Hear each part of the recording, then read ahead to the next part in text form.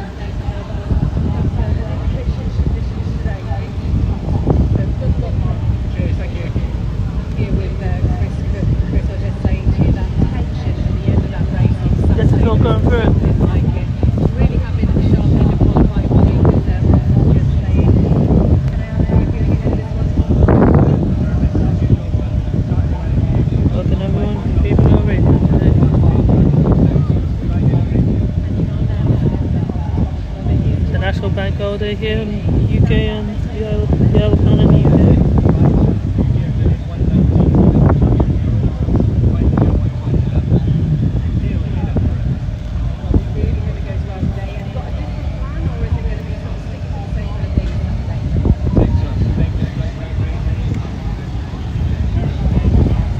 Governor talking to some of the people watching and spectating.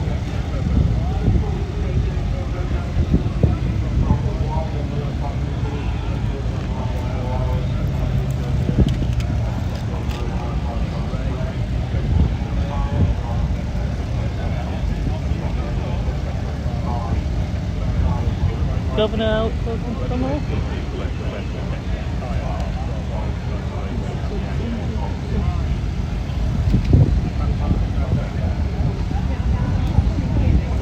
A minute.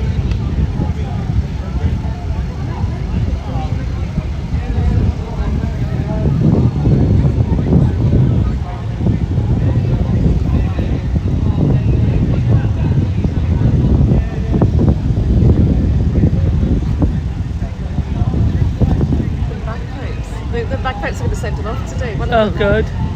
I see that Sir John's talking to the crowd. Where? Okay. Hat. Straight ahead. Guy with the white hat. Where the stop sign is. Oh, yeah.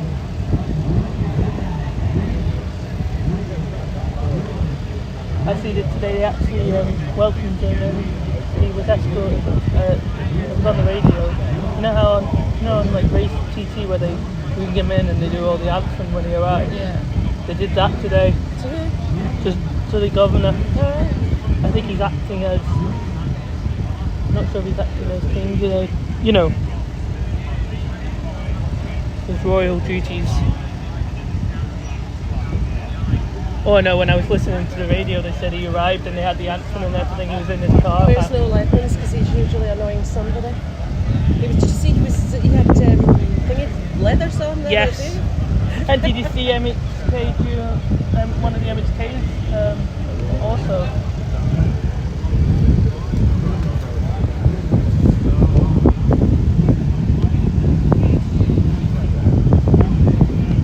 Did you see that Sarah Maltby got on the Quarterbridge sidecar? Did she? Yeah. Oh god. The only MHK that tried. Chief didn't bother. It's no got a set of balls, huh? It was MHK from the Manx Labour.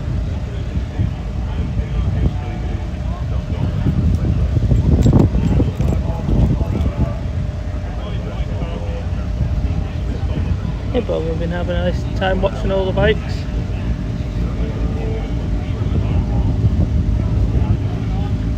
So yeah, I think he was winged by his government car. excellent. Yeah. There was a picture earlier of... They do that when it comes to the official senior one. Technically this is the senior for the Grand Prix, the Manx.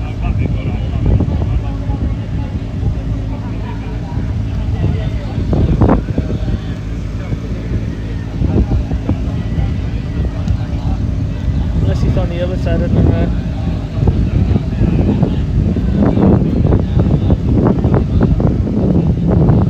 Must be sunny, they've got their umbrellas for sun. I guess too warm. The trees. Well, they used to be girls, didn't they? But they're really good. Manx Energy's not here and they're TT.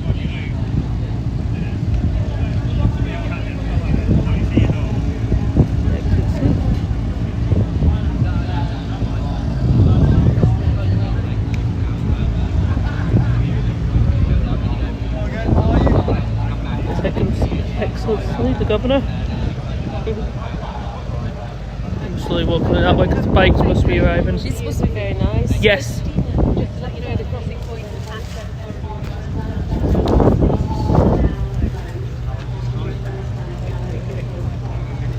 The guy in the hat, but I'm seeing he is the governor of the out.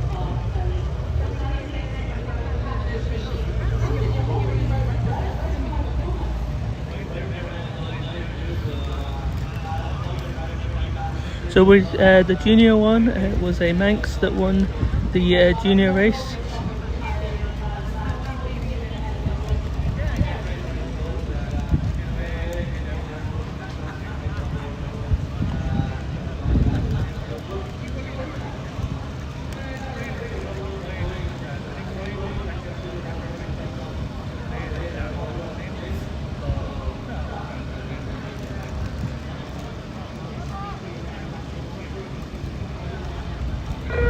Attention star line, quick update with competitors on the course.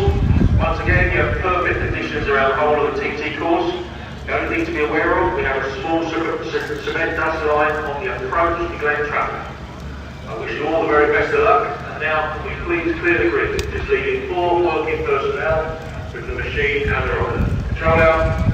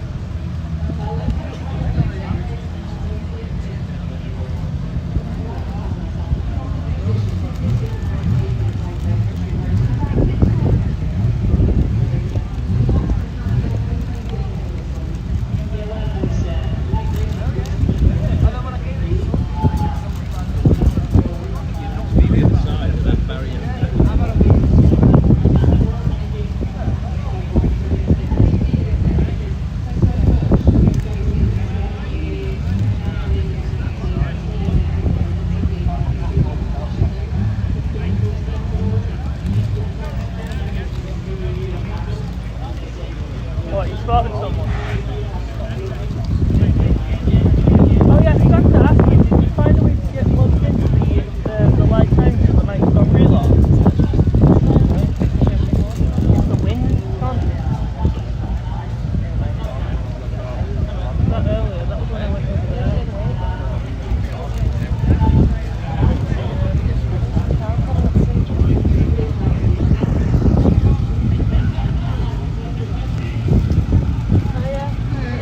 Hello. How are you? You busy? Running up and down, they did the first one from here, and they look around to the windows enclosure. Yeah, I saw you were doing something, so I went to do something. You got your 360 camera. Yeah, That's cheesy. it's very useful. Nice. The other boys got one of these fantastic small drones.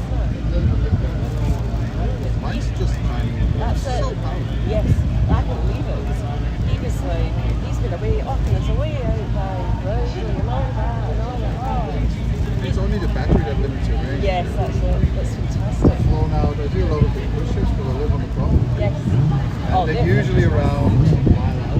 Right. If the wind's okay, it's fine. Yeah, because I seen your drone of when you. Was it you that was? There was someone droning around here the other week, like week ago. There was video footage. Was that you? Before the race. Yeah. Obviously before the race. Or you'd be up. New still off back. I was in Derby yesterday. Derby day. Yes. And I just wanted the person who was like, hey, I'm flying.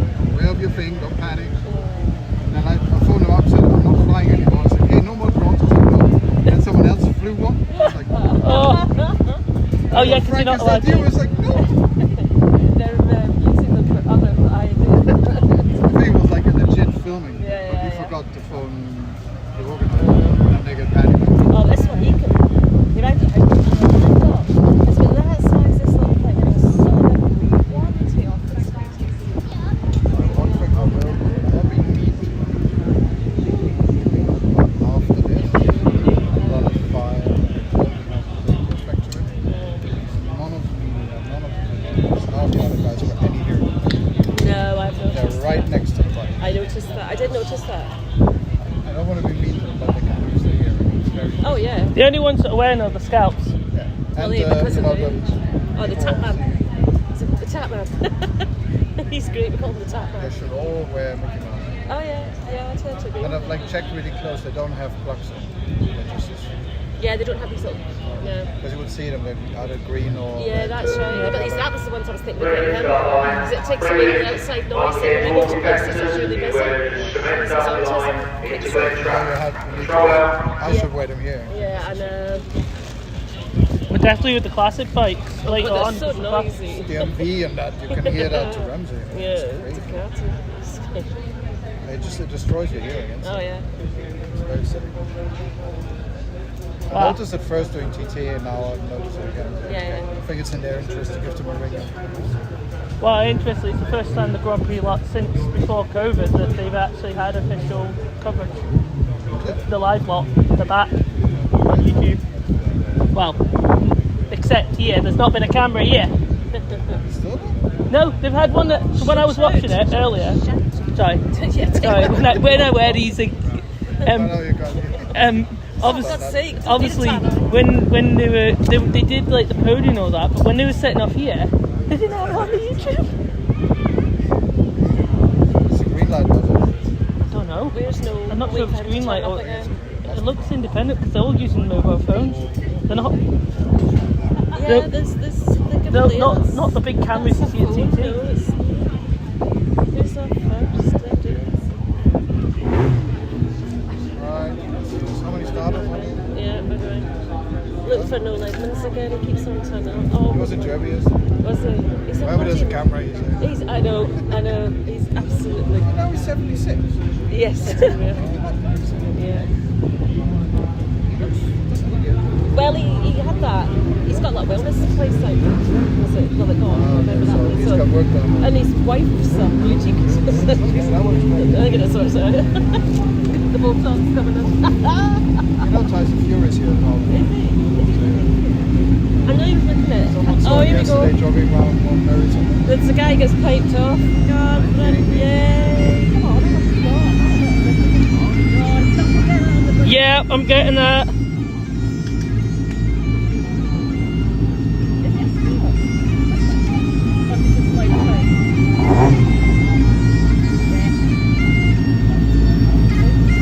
All the media trying to get him.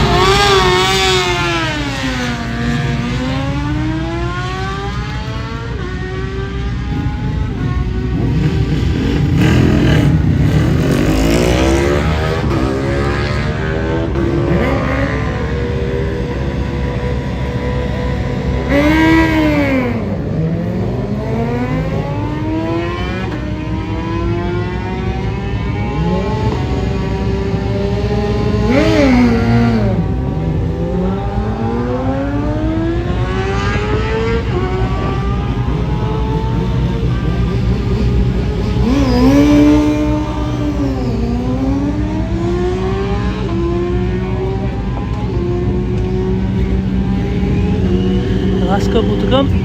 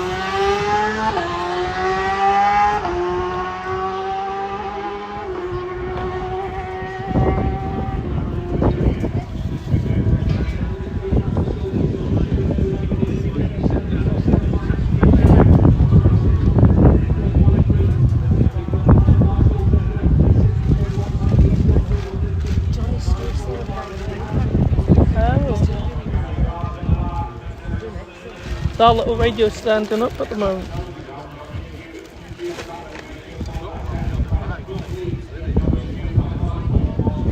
It's right there. It's right. He's got another one, isn't he? Yeah. It's right there, the music and all that thing.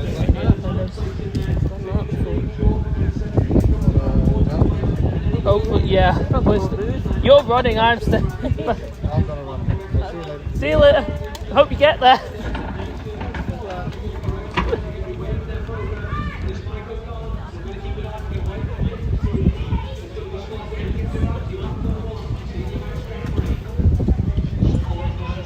So that was another local content creator. That's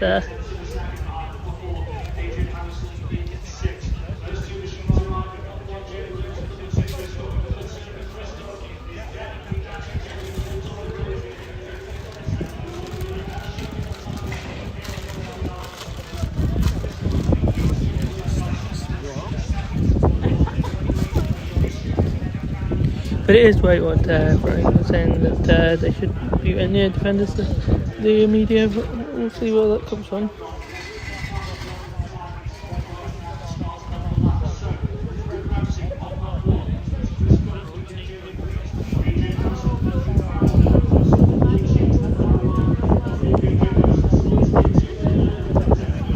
They're getting all the boards and everything off, because that's it for the Grand Prix. After this race, this is the last of the Grand Prix.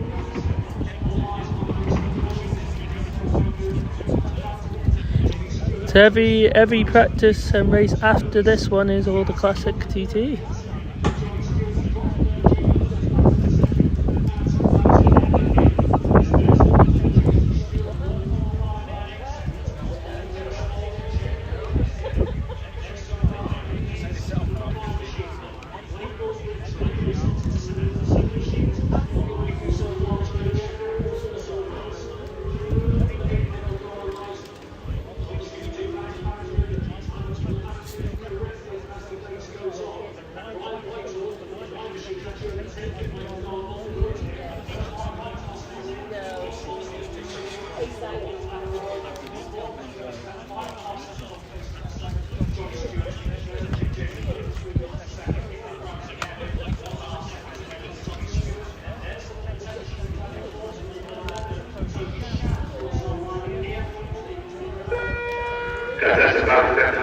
Just so where the machines from MGP Junior, MGP Junior in the Part 7 can now be collected. Prices on the MGP Junior Race can now be collected on Part 7. Thank you. Control.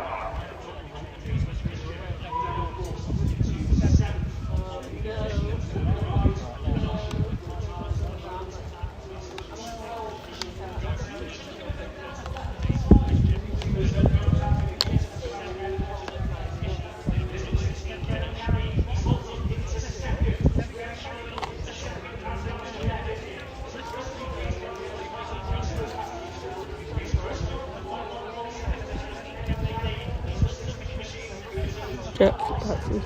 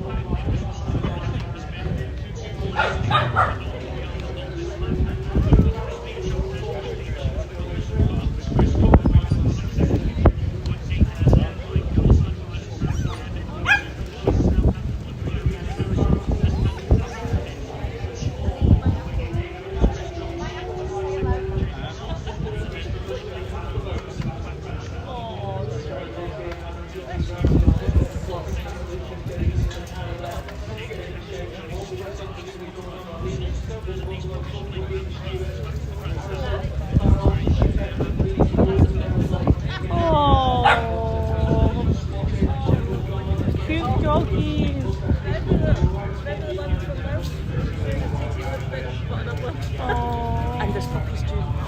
There's puppies! Yeah. That's the older one, and they've got what's The front one. Oh, yeah, they're all over you. The wee one's got. The jumpy. Yes. That's it's double doodles. They're cute. They are. I am getting tempted.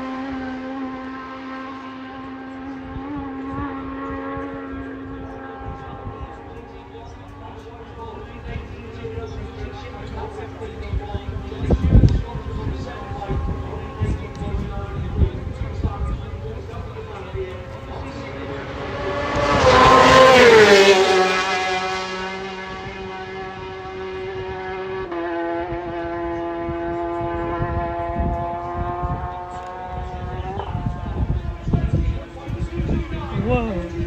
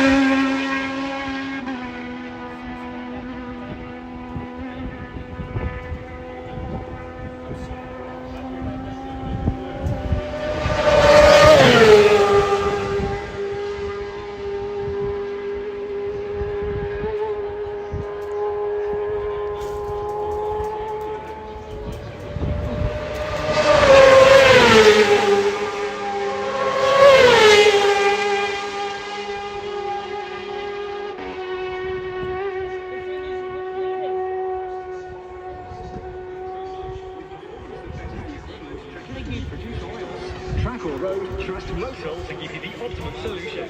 Visit the Motul shop at the grandstand to find the perfect lubricant for your motorbike, car, and now your bicycle as well. Motul, official lubricant partner to both the Classic TT and the Isle of Man TT. Staying safe starts with you this Manx Grand Prix and Classic TT. One course.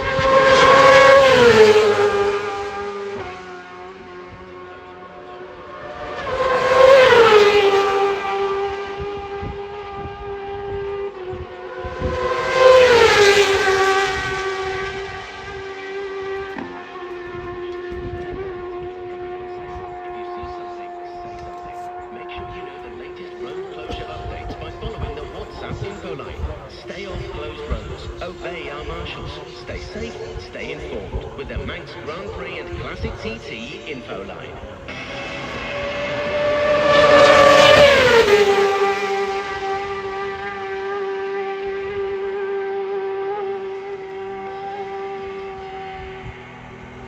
Last rider just to go through there was number 51 Jack Sim, who just crossed the line there now, sitting in provisional 36th position, and number 29 Paul Marley just ahead of him, Paul slotting into 34th place. But the leaders on the road are out through Quarterbridge, and Chris Cook is extending it.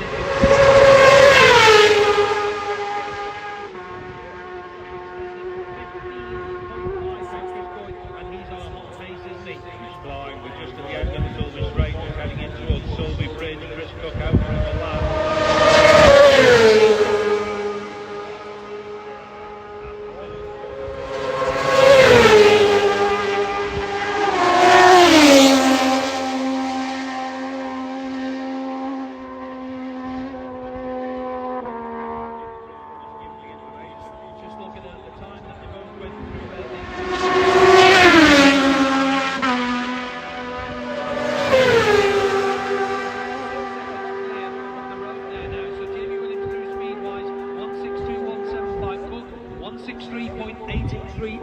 As we go back to the times then, Johnny Stewart through Quarterbridge there, he's 10 seconds on corrected time behind Jamie Williams. Then number 9 Ryan Whitehall 6.5 back. Got to factor in number 42 Don Gilbert, who is now through Glen Helen.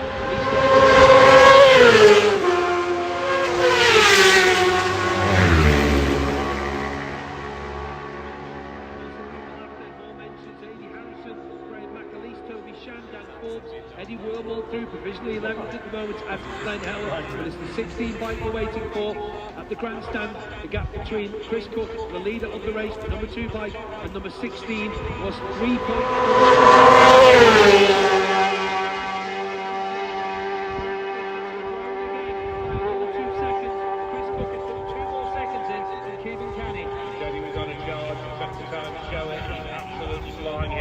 Wait to get into Ramsey to get it one more time. Jamie Williams 6.8 down on that one. Johnny Stewart 10 seconds down on Williams. Then Brian Whitehall, he's still got John Gilbert, who's in and around that top 5 as well to filter in. He's yet to arrive at the last.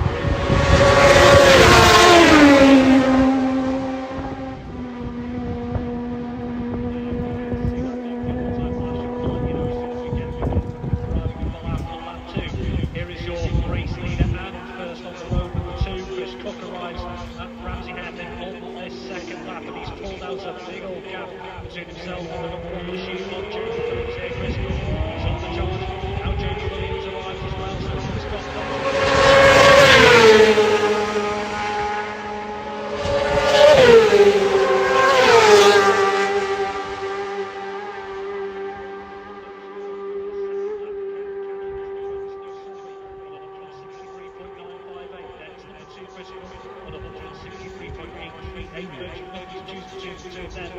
Then it's the number 1 machine of James Williams, 162.175, and number 80 Michael Yarn.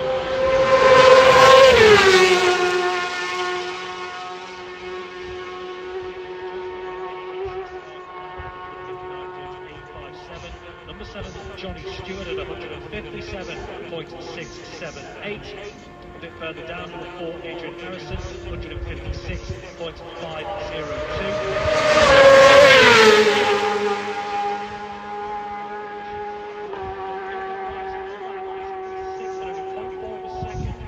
Ryan Whitehall, number 4 Adrian Harrison, arrives at Ramsey Hairpin.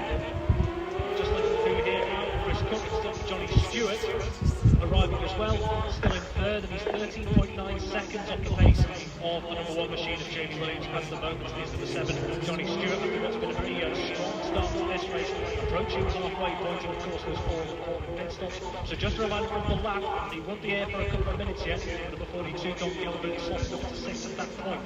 Number 3, Andrew Farrell arrives on the 6 machines.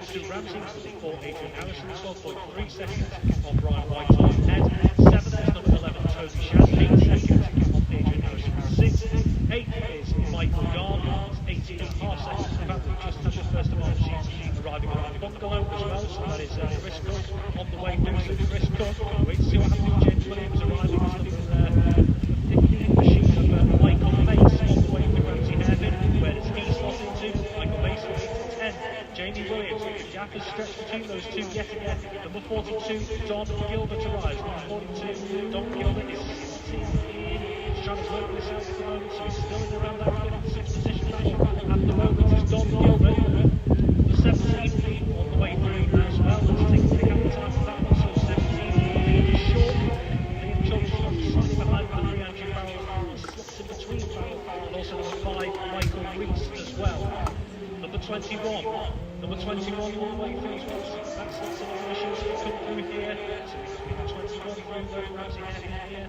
That is Graham McAleese, who's going well at the moment as well. He slots between Tony Shad and Adrian Harrison just above in the standings. So with us keeping an eye just at the moment then on how things are going at the bungalow. Let's just take a quick look again. Give Ramsey on lap 2. So Ryan Whitehall actually sets the quickest sector on after Ramsey. Adrian Harrison arrives 31.8 seconds off James Williams at the bungalow. So Ryan Whitehall, Graham McAleese, Ryan Garside, Craig Chapek, and Liam Short, Michael Reese, and Braddan, who's all got quick up after Ramsey on this lap. Numbers 23 and 18 on the way through. That is Ryan Garside. Looking through. Here is Johnny Stewart now arriving at the bungalow as well. So it's the third ball machine there. 15.5 seconds now between himself and Jamie Williams. So that gap is eking out again between the two. It's 10 seconds on the lap between Williams and Stewart. Tom Snow through Ramsey Heaven onto the mountain running to 15 seconds. So Johnny Stewart is being left in the lead with Jamie Williams a little bit. We are still waiting for Kevin Canny to arrive to build her into those times to the grandstand. We'll look back and look further to the lap and just have a little check on the ER. We mentioned him, he started way down. He's on start position. Since he started leading on the start position, let's go back. He started position 28 and he is up to 19 now as the ER sprint rider on the 6 seconds back. But when we look to the bungalow, the gap there between the big ball back to Ramsey is only 0.485 a second from Ryan Whitehall to Don Gilbert. What sort of pace are we on when the riders have come through aircraft at the moment?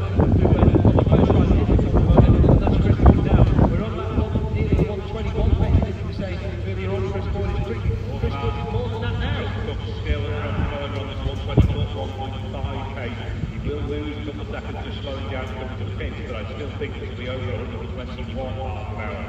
10.9 seconds between Chris Cook and Keegan Canny as he went through the bungalows. 10.7 back to Jamie Williams. It's pit stop time this time in the first Super Sport race. Jamie Williams' team to the 55.1, Canny's team to the 51.9, Whitehall's team to 54.0. And he arrived at the bungalow leading on out to over 10 seconds now. Leading Canny by 10.7 seconds out the bungalow lap 2. Yeah, we have seen lots of drama in the pits over the years at the Ironman TT and of course at the Manx Grand Prix and the Classic TT. You look at it there with Canny's team to 51.9 seconds TT time, and then you have something on the shirt team 102. Let's go then. The riders are just coming in. Riders cross the line there now, and let's get in. Carolyn. Yeah, we've got Chris Cook coming in now. He is on a mission today, isn't he? He's just stopping here right in front of the field and the screen clean. Really relaxed. 18 minutes 42, 6:05 for Chris Cook, 120.994. Jamie Williams in at 119.59. Carolyn. Yeah, Jamie's in, his team all ready for him. Chris's wheels still going on board. He's just getting a little bit of a drink. It's quiet up there at the minute. These two are well out ahead, aren't they? They are. I think there's no other riders who Cronk the Mona. There is now. Johnny Stewart and Eddie Harrison both kept to Cronk the Mona. But Chris Cook's lead coming into the pits then. Let's give it for you then. It was 23.677 seconds. But we are waiting for Jamie Williams, who of course got a... Jamie Williams is second place. Chris Cook, yeah, he's about to go. That distinctive note of the ZX6 go, Carolyn. Yep, he's nice and calm, 46 miles an hour. He's gone and he's off down Bray Hill. Jamie Williams is just setting off now. 54.4 for Chris Cook through the pit stop, so good, well done to his team there now. And Jamie Williams' team have got him in and out of the pits in 50.849, so that could help here. The Blacks will go once more. Back down to you. I can't see who it is just yet. They're coming in now. Very slowly. Yeah, it's a pink helmet.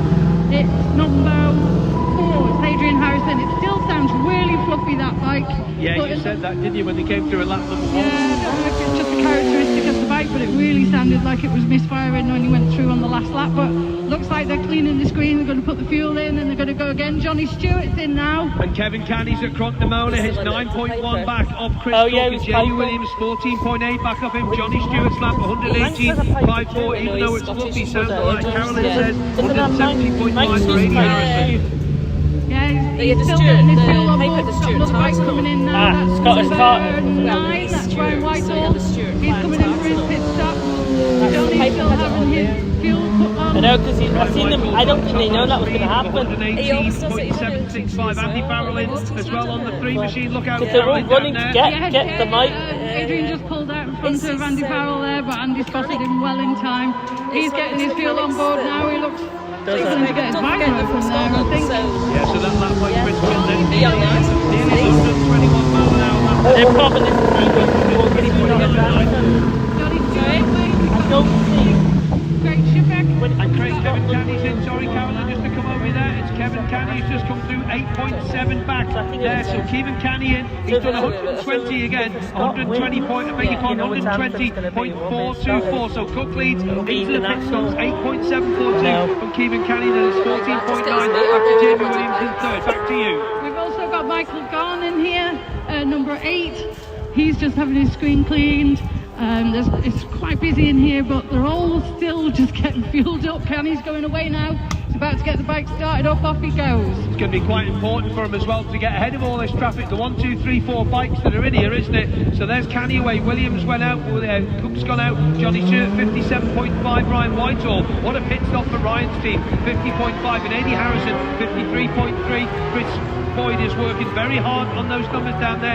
Toby Shan just in for his pit stop, 117.53 this time for the York rider on the 11 bike. Mike Rees in as well at 115.07 on the 5 bike, and 8 Michael Garn 116.32. Back down to you. Craig Shipek's just had a bit of an issue there. He was having trouble selecting gears. It just took him about a good 15 seconds to get that bike started, so he's going to have lost a bit of time in the pits here. You're going to have to keep an eye on here, Carolyn. Listen to this. Chris Cook's team 54.4. Canny's team, Chris Boyd, 46.534. 8 seconds. Let's go back to the split when it came across the line. 8.742. The Senior Manx Grand Prix might not be over as of yet. Chris It's about Boyd. a second. About a second. Cook continues to lead, but it's down to about a second after that rapid pit stop by Kevin Canny. Go ahead, sorry. There's a retirement there for Andy Farrell from the 3 bikes just being pushed away.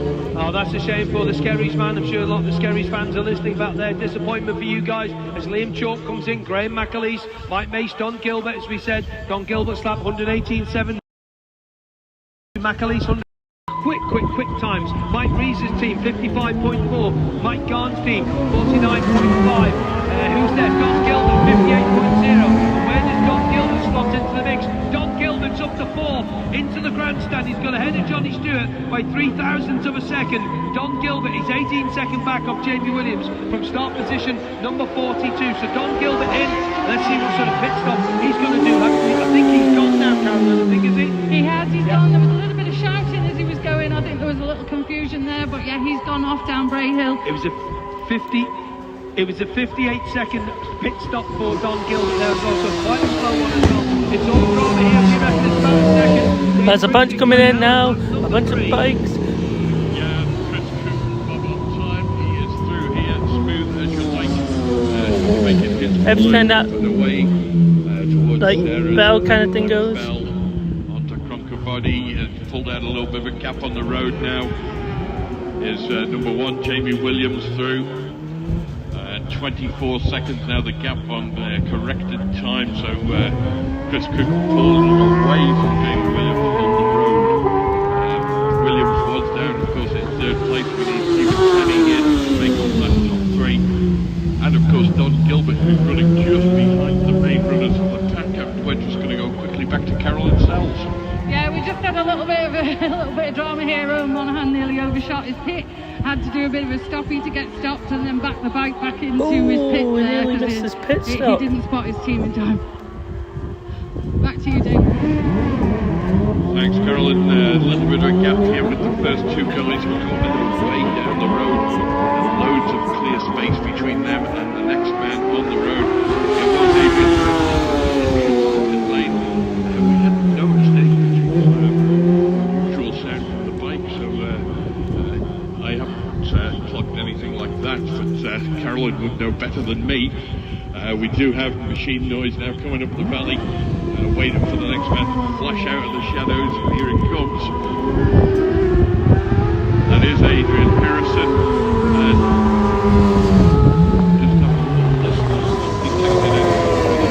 There's 2 coming in to pit here. Through here, safely through, no problems at all. 3 to come in to pit. 7 now through, Johnny Stewart. Stewart holds on to 3rd place at the moment. Adrian Harrison 4th, but of course Keevan Canny and Don Gilbert are the ones we need to see through. That is number 9, Ryan Whitehall. He goes ahead of Johnny Stewart, so number 9, Whitehall, ahead of Johnny Stewart on the entrance to pit lane.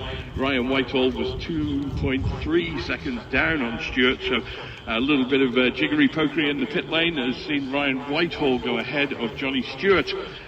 But it is Chris Cook, your leader, firing his way down towards Kurt Michael and Balaf. 16 through Keevan Canny. Canny does go into 2nd place. Canny is down in 6th place. In 2nd place, number 16, Keevan Canny is 2.5 seconds down on Cook. And in 3rd place, number 1, Jamie Williams is 23 seconds down on Keevan Canny. In 4th, number 9, Ryan Whitehall, 21 seconds down on Williams. And in 5th place, number 7, Johnny Stewart. He is 6 seconds down on Whitehall. Empower your ride with Motor.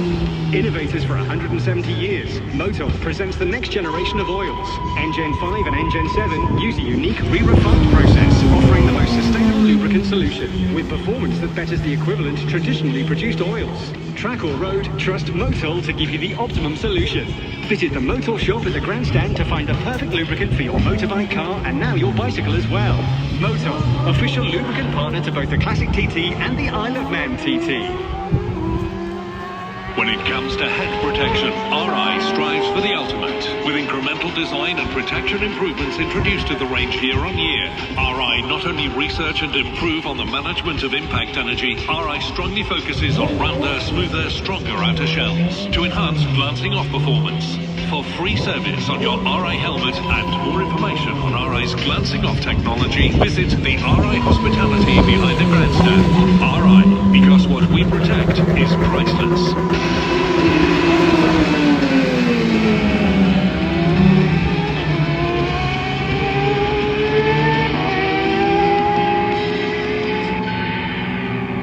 Leaders through the lap bridge, Chris Cook, Jamie Williams both are there as well, and that's extended 22 seconds plus 2.5. That's 24.5 seconds. The gap between Cook, Canny and Williams, it's out to 29.4 seconds now that Chris Cook has over Jamie Williams. So Jamie no longer has a big target to chase. I think Cook is too far down the road for him now. And through Glen Helen, Dom Gilbert drops down to 5th place there. Ryan Whitehall, great show by Ryan, of course.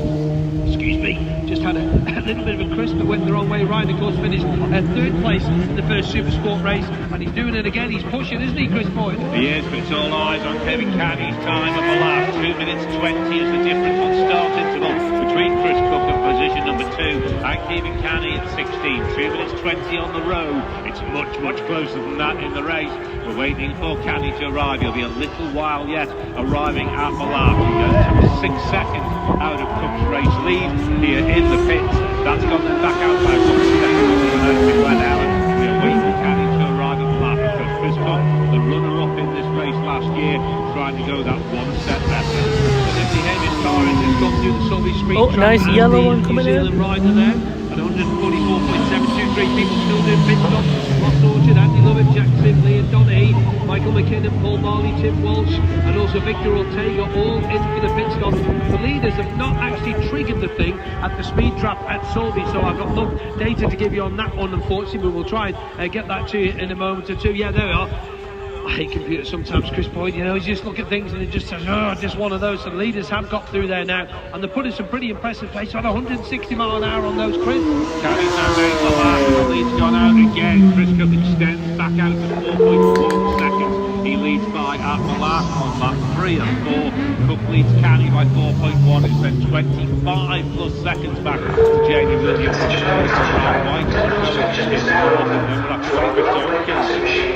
Chris Cook made Motorsports debut in 2014, the newcomers A race, and finished 23rd, and like Chris said, his best performance to date, alongside his podium last year, the Manx Grand Prix Senior, second in this race last year, so 11 years after made his debut, can make it to that top spot this year in 2025. Back to go to Glen Helen, Don Gilbert through there, also Graham McAleese, Eddie Worwald showing well again on the 70 bike, in round about 10th position for Eddie there now. Ryan Garside on 23 bike, he's up to 12th position provisionally, but let's get to Ramsey, lap number 3 and 4, and our man there is Rob Pritchard.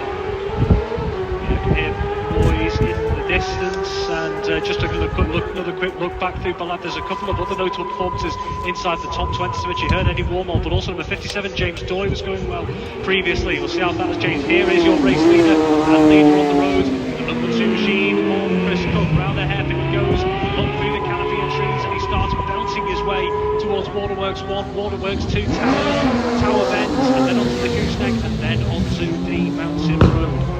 Just another flash of a machine distance. We do just have that little bit of a viewpoint down the road towards Whitegate.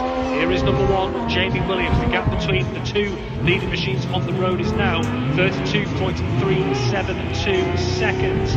So neither setting quicker than after Ramsey time so far on lap number 3. Chris Cook was at 3 minutes 34.628 and Jamie Williams at 3:37.560. And of course, in terms of the actual overall lap times, we are of course going to have to filter in those pit stops as well. Whilst there's a gap on the road, the small machines are streaming through at the lap. Ryan Whitehall up to 4th, he's in the quickest sector from Glen Helen to the lap at 3 minutes 23.379. A personal best sector, that is Don Gilbert slotted into 6th. It's only 2/10 of a second off the base of number 7 Johnny Stewart in 5th. Elsewhere, Graham McAleese running in 7th, and then 8th, 9th and 10th from Toby Shad, Adrian Harrison and Liam Chalk. The last of those Chalk went quicker from Glen Helen to the lap for 3 minutes 26.889, running 11th of the lap, 15th base. Doesn't go quicker Glen Helen to the lap on this one, 3 minutes 31.3. 12, number 5, Michael Rees does go quicker Glen Helen to the lap. First on the second, 3:32.944. Then the number 6 machine of Craig Shapek doesn't go quicker Glen Helen to the lap. This lap 3 minutes 30.556. Can hear another machine in the distance, and that's the number 4 machine of Adrian Harrison, slotting into 3rd of the 3 machines here. That leading trio out on the road certainly getting well. We did hear about Andrew Farrell retirement earlier as well. number 7, Johnny Stewart. Number 9, Ryan Whitehall arrives as well. So Ryan Whitehall slots in the third of the machines through so far. Johnny Stewart into fourth and Adrian Harrison into fifth. We are, of course, keeping all eyes on that number 16 machine of Kevin Canny. Number 42, Don Gilbert as well in the coming minutes. So here's how it looks at the moment of the machines through. Chris Cook leads number 1, Jamie Williams, 32.3 seconds. Third of the machines through, Ryan Whitehall. Actually slotting in. Here is Kevin Canny. The gap has opened out ever so slightly once again. It was around 4 seconds at Balap. It's 4.311 seconds here at Ramsey Hairpin. But Chris Cook leads Kevin Canny. So Chris Cook is maintaining his advantage here in the north of the island and onto the mountain run as it stands. More machines still to filter in, of course. Another quick look as well through Balap. Eddie Wormold, the newcomer, again running inside the top 10 here, just ahead, 6.4 seconds ahead of number 23, Ryan Garside. Taking a look through the top 20, being filtered in here. Sean Evans slots into 16th with the 21 machines on the way through. That's number 11, Toby Shannon. Number 8, Michael Garn on the way through. So 9 machines now through, including number 5, Michael Rees.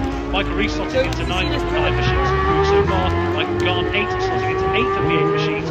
Garn is around 29.7 seconds on the base of number 4, Adrian Harrison. There's number 5, Michael Rees on the way past us there. Number 11, Toby Shannon.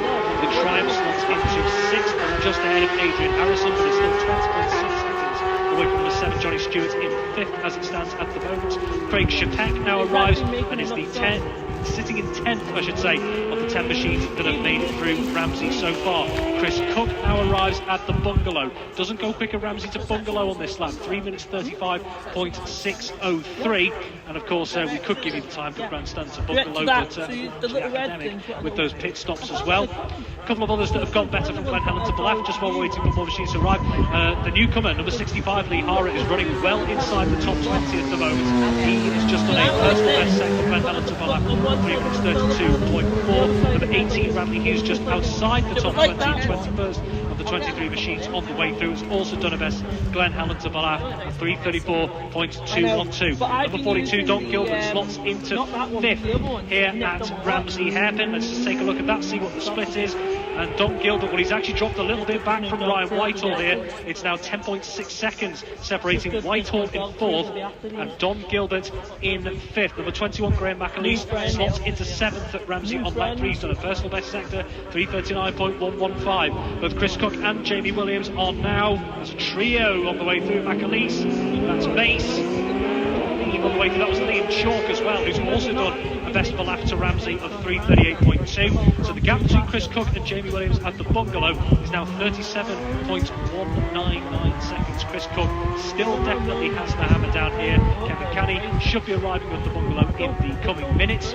Taking a look again through who has been streaming through Balaf at the moment, and inside the top 20 again, he finished 20th in the last Supersport race. Swiss newcomer Mathieu Bouchard, and he is holding off number 57, James Doyle, the newcomer who was actually inside the top 20 on the previous lap here to Ramsey, currently running in 21st, 15.3 seconds off the pace of Mathieu Bouchard, but still very good running from the newcomer, number 57, James Doyle. 22nd through Balaf was Dennis Booth. 2 more machines now arriving at the bungalow. They are Johnny Stewart and Adrian Harrison.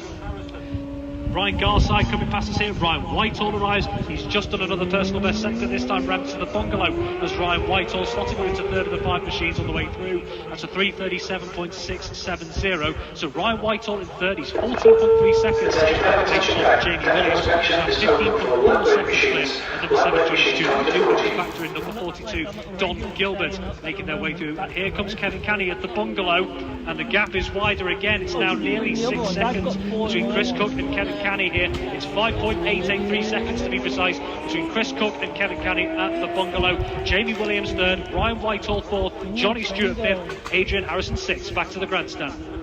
Hamish Tarr's just gone through the grandstand, done his pit stop on the 56 bike. Craig Kennelly, Sam Norton, Stuart Clockworthy, Noel Carroll, Blake Kelly, Richard Kay, Pete Gibson, Wayne Avers, Emmett Burke, Brendan Kavanagh, Rosata Tizana Rosati, Nicholas Theorin, Theobald Dutre, Dave MacArthur, Victor Ortega, all going through, but a couple of pit lane, how shall I say, misdemeanours, Chris Boyd. Yeah, Emmett Burke's picked up a 30-second penalty for 62.6 kilometres an hour in the pit lane, and Peter Lionel has also picked up a 32nd for quicker again, 64.465 kilometres an hour in the pit lane at the end of lap 2.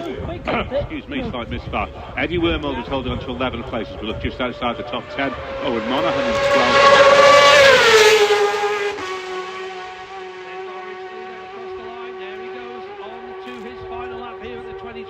Senior Manx Grand Prix. It is Chris Cook with a lap, including the pit stop, 1939.378, 115.169 as he flashes across the line here now. Crocknamona, Jamie Williams is at Crocknamona at the bungalow. We've got 2, 16, 1, 9, 7, 11, 4, 8, 5 and 6, and 2 and 1 are the only machines.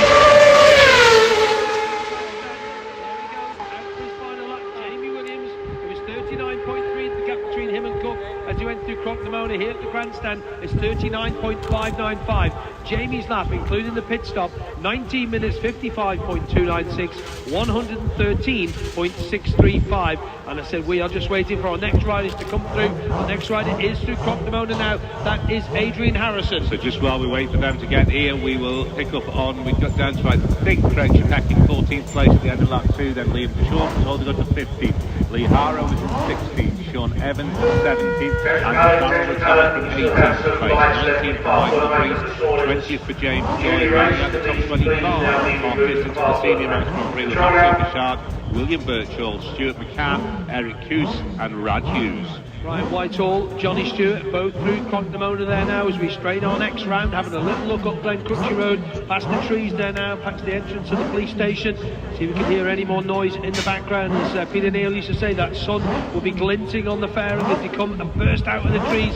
And believe you me, when you're down on the ground and you're looking there, especially when we have qualifying, and we look up there and they come out, and it's so dark when they come out there. But we're waiting now. Kevin Canny is there at Crocknamona, and it's 6.538. It was. There's the next rider across the line, Adi Harrison, still going, 112.187, including the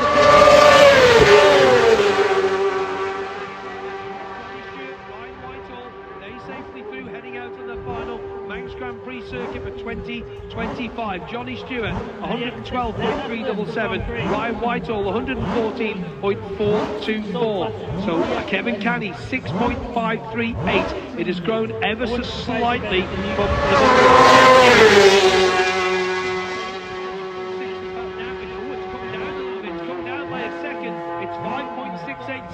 between Chris Cook and Kevin Canny, 115.468 that time for Canny, 19 minutes 36.324. It's come down very slightly from 6.5 at Crocknamona to 5.687 here at the grandstand. Cannot afford to relax here, as you say, that gap, even if it had been at the 6 second plus, he couldn't really afford to relax. Now it's dropped down to 5.6. He certainly can't. It's the Kawasaki of Chris Cook, the Hawk Rider.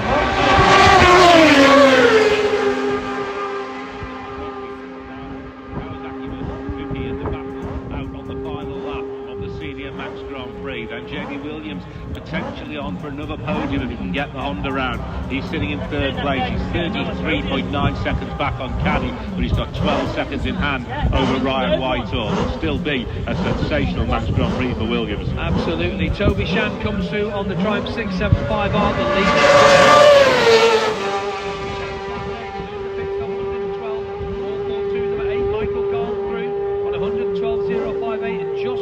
Past us there now, the Welshman Michael Rees on the number 5 Kawasaki ZX6R, 109.6. On number 6 Craig Shipek on his ZX636 Kawasaki, 107.774. So the grandstand, lap number 3, Chris Cook, number 2 leads.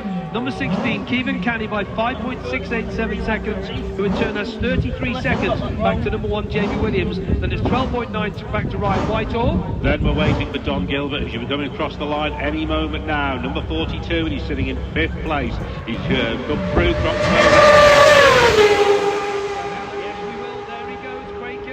Don Gilbert across the line, 20 minutes 05.445, 112.679, and slots into that 5th position with Johnny Stewart, number 7 in 6th. Glenn Helen, final lap. Yeah, welcome back, Chris. And the first man on the road is through here.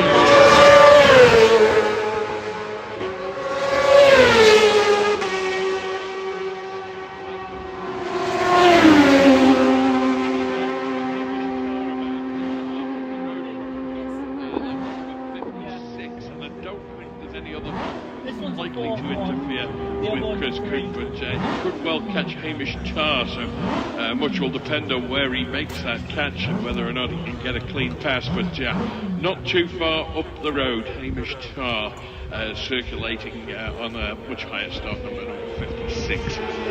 There's Jamie Williams. No dramas from him either.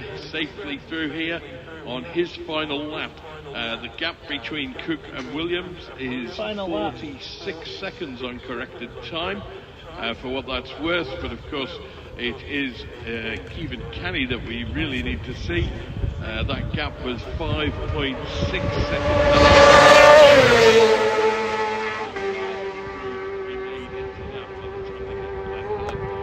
Next man on the road though should be Adrian Harrison, and we also have Johnny Stewart and Ryan Whitehall before Keevan Canny gets here, and those bikes will be making their way up the valley.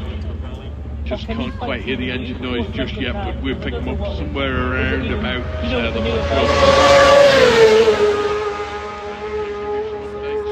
higher start numbers who are punching up the order. Number 50, Will Burchell. He started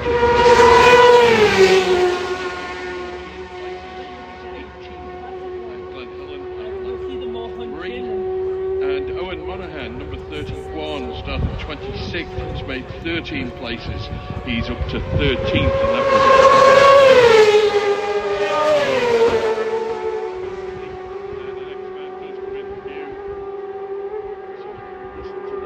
nothing sounds off with Adrian Harrison.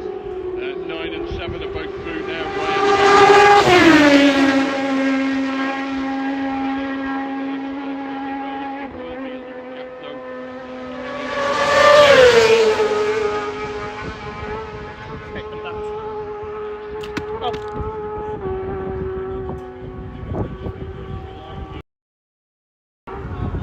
Gap of the grandstand between Canny and Williams was 3.9 seconds, and it is currently 38.6. So Canny and Cook are pulling away a little bit from the rest of the field. Jamie Williams hanging on there in third. Ryan Whitehall in fourth place. He was 13 seconds down on Williams in the grandstand. That's down to just under 9 seconds now. And it's Don Gilbert who will make up the rest of the top 5. He's not here yet, but it is the last lap of Glen Helen. Chris Cook leads, number 2 leads, number 16, Keevan Canny with a gap of 8.1 seconds. You're at the grandstand. Leaders all through Blackbridge.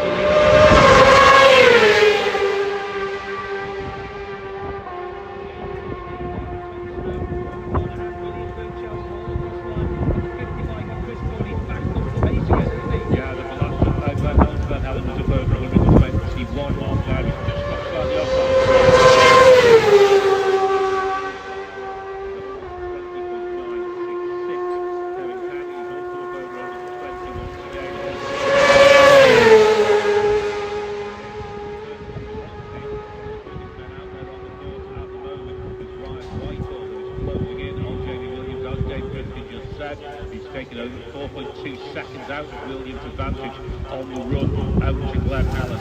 Looking to keep an eye on Whitehall.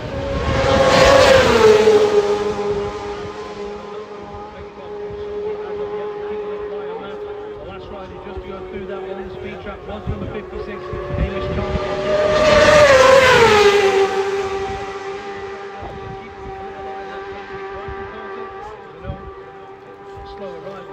They're doing their job.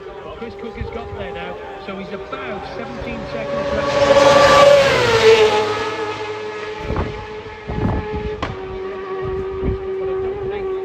Anybody else have got yeah, Sam Norton about a minute ahead. So yeah, I think he might be all right. But anyway, Chris Cook is through the time being there at the Sulby Speed Trap on lap 4 of the Senior Manx Grand Prix.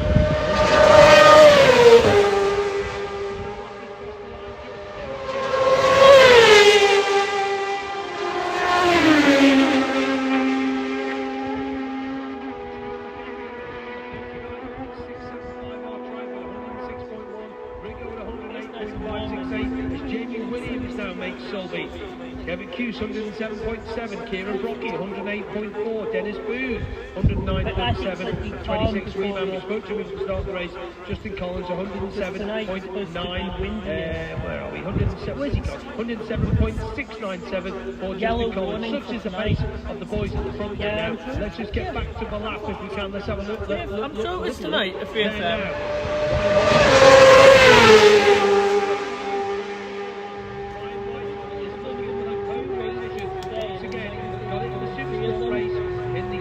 Manx Grand Prix and Saturday just got ahead of Chris Cook there. The gap between him and Chris Cook on the line was 7 seconds.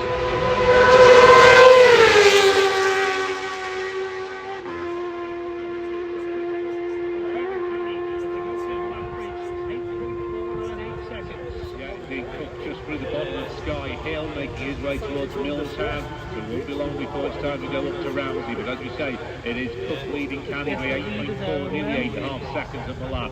Then Jamie Williams 41.5 seconds back on Canny, and he's only 5.4 seconds ahead of Whitehall. Then Johnny Stewart, waiting there for John Gilbert, slots into 5th, essentially as well, running further back from Johnny Stewart. Then Graham Lackalise, Adrian Harrison running in 8th, then Toby Sharp in 9th, and Eddie Wormald, the newcomer, into the top 10 in an MGP Senior.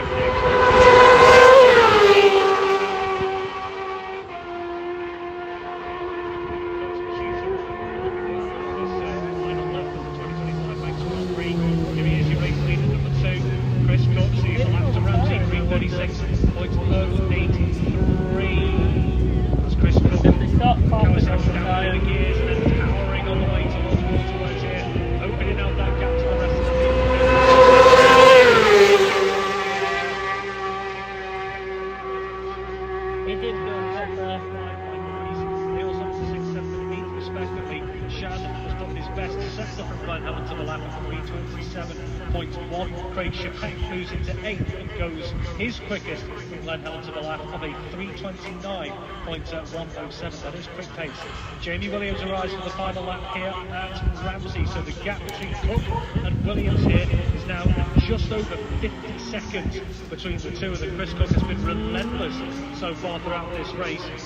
We have to factor in Kevin Canny and number 9 Ryan Whitehall. Remind me that Ryan Whitehall, not only has he managed to get within 5.5 seconds of Jamie Williams, he set the best second.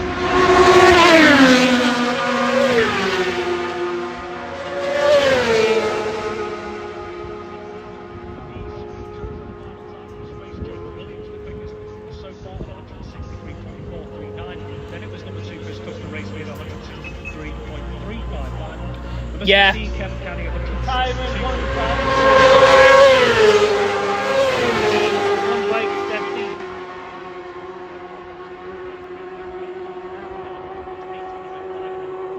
Adrian Harrison at 158.199. In fact, Mike Jones has slotted in above there, as has Michael Reese. Further forward as well. Number 42, Dom Gilbert, has arrived at the lap, and he's just two seconds off the pace of Johnny Stewart in that battle for 5th. So that could be a battle that's going right down to the rise 13 total for the lap at the moment. So Dom Gilbert slotting into 6th as it stands at the moment. Here in Milton, she's making those makes and waters. That is Ryan Whitehall slotting into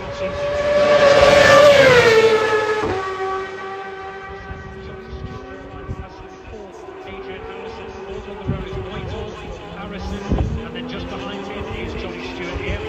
So Ryan Whitehall slotting into third just for the moment as Kevin Canny slots back onto second place here. It's actually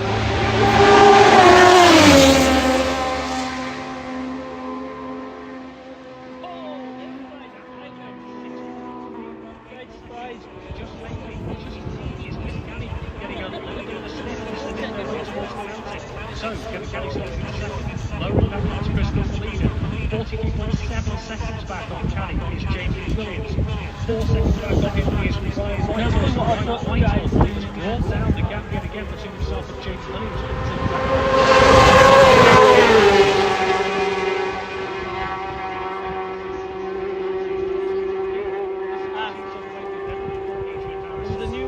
Is that the recent one? Just the one back from Johnny Stewart, 6 machines all the way through.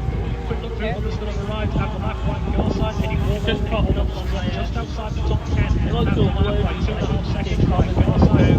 Into the top 10. Common coming through Here's somewhere. number 11, Toby Sham. Toby Sham's Unless he's asking who's winning. 6 of the 8 machines. I feel bad for the other line because how did he find out the race? Johnny Stewart. You don't like listening to radio. Into 8 at the moment. First machine on this final lap has arrived as a bungalow. Yeah. Chris Cook is Ramsey to bungalow. Is a 3:38.45. So we await for to reach the first machine on the road at the bungalow. It is Unless that wasn't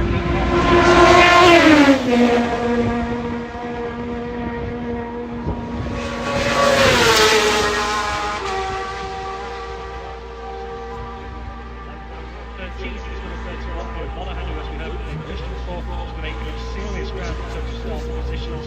14th is number 15, Michael Race. 15th, the newcomer moving up from the last lap is Lee Harvey, newcomer number 65 as Michael Reese goes fastest, and number 6, Craig Shapek. Down his far left.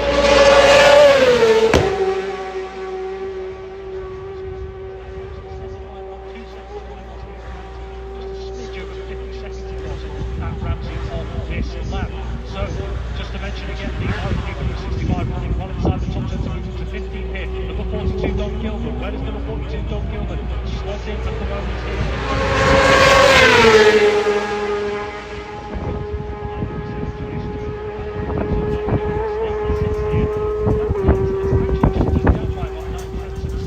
Johnny Stewart has found a little bit more pace. He actually had a first and a second for lap to Ramsey over 3:37.5, as did number 9, Ryan Whitehall, number 21, Graham McAleese, and number 17 on the way past us as well. So Wait till we're in 10. short inside the top 10, between Graham McAleese running well in 7th at the moment.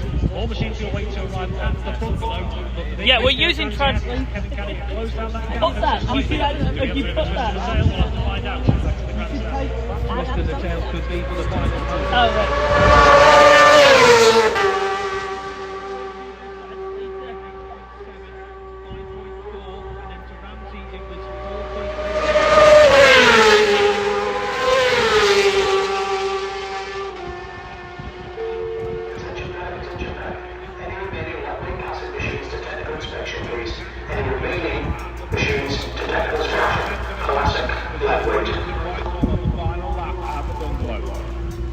Whitehall then, and Johnny Stewart, he drops into 5th place at the moment. Don Gilbert, Rob quite rightly said, coming through there in 6th position on the 42 bike with Graham McAleese just in behind him, and Don Gilbert only 2 seconds back of Johnny Stewart. Stephen Caddy now at the bungalow, 4.08, come down another couple of seconds. Alright, we're going to find out who's the winning leaders in a minute. So it's Chris Cook just reading his boards, Chris. Chris Cook's pace has gone down to 120.2. Kevin Canny is at a 120.7. So Canny is riding quicker. So we're going to have to keep a little eye on this. The leaders, as you watch the graphic as they drop down, they're going to be getting very, very shortly to Cromona. That is the big slip. The fact they're there already. Chris Cook is there. They're going to have to hold him here because it's some 6 seconds to 4 seconds from Ramsey to the bungalow. So Chris Cook is there now. So they'll have to hold them on. Riley just coming across the line to finish and to go out on their last lap. Sam Norton, Craig Kennelly, Noel Carroll, Stuart Clockworthy, Blake Kelly, Richard Kay, Pete Gibson, Emmett Berg, Wayne Avis, Nicholas Fearin, Brandon Kavanagh, all three going out to go onto their last lap. And he's got the old stopwatch there.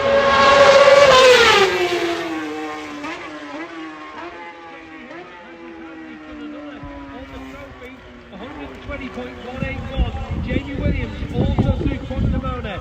His race time 75 minutes 58.493, an average speed of 119.187 for the Hoyt rider, the number 2 machine of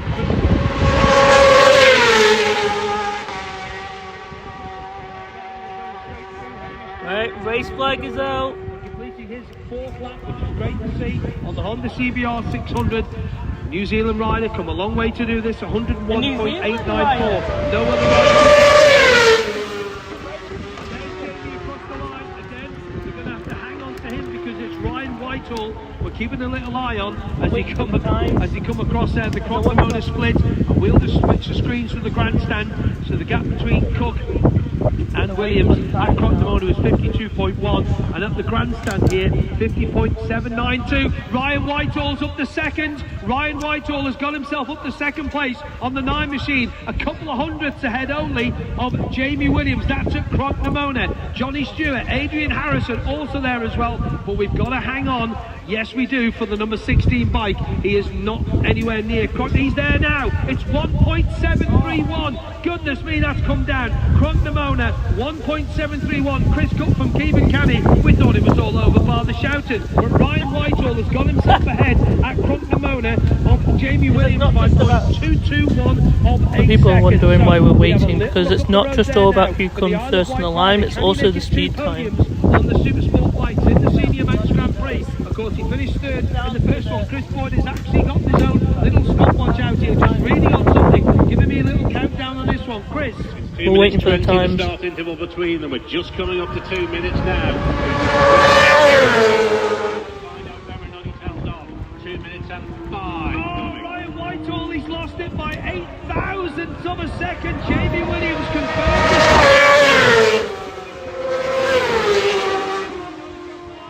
To get here, he's got 5 seconds to get here. He has! Keevan Canny takes the win by half a second! Keevan Canny, with a newcomer last year, has taken the Manx Grand Prix senior title by half a second. 0.529 from Chris Cook, with Jamie Williams in third place, 50.792 back.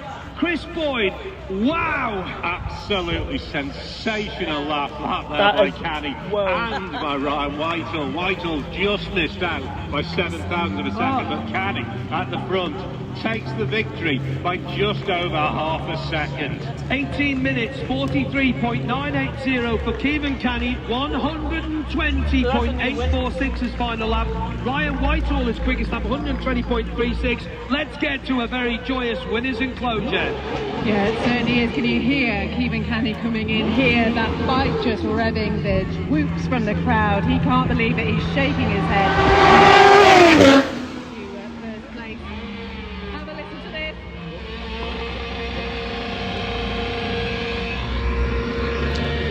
We're going to see any smoke. Can't actually see anything now, but that will tell you everything you need to know about how he feels about that. We'll just give him a moment while he talks to his team, and we will very familiar with this podium position lark now. Jamie Williams, who is just taking off his helmet here. He's here in that third position. Jamie, it's been quite the MGP, hasn't it? It has indeed, it really has. Struggle there, I really did. I think the foot kept slipping off the left foot peg, and when I come into the pits, I think I got a very small oil weep, which didn't fill me full of confidence, obviously, and just struggled a bit, just struggled to get into the groove. Congratulations to the other two guys, they rode fantastically, and it's very well deserved.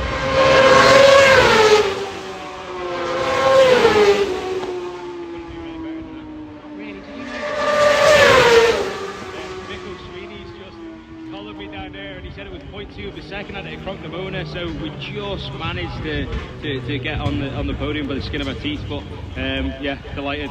What does this mean to the team? Pardon? What does this mean to the team? Everything. I mean, we've all worked so hard, especially, you know, Sean and Jane of NT Racing have been backing me since 2017. We've been chasing a dream since then, and that dream is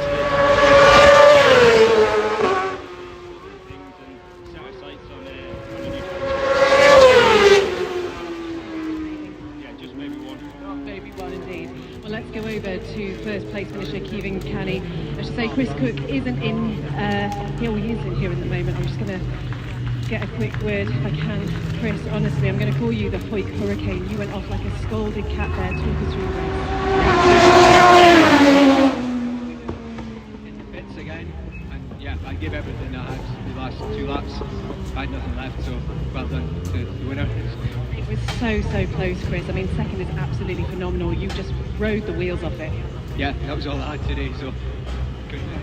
Thank you so much indeed, Chris. And let's go over to somebody who has a smile from ear to ear. Keevan Canning, I tell you what, your pit crew was something else. They were just over 46 seconds. Talk us through what you're feeling right now. I can't. There's no words. Every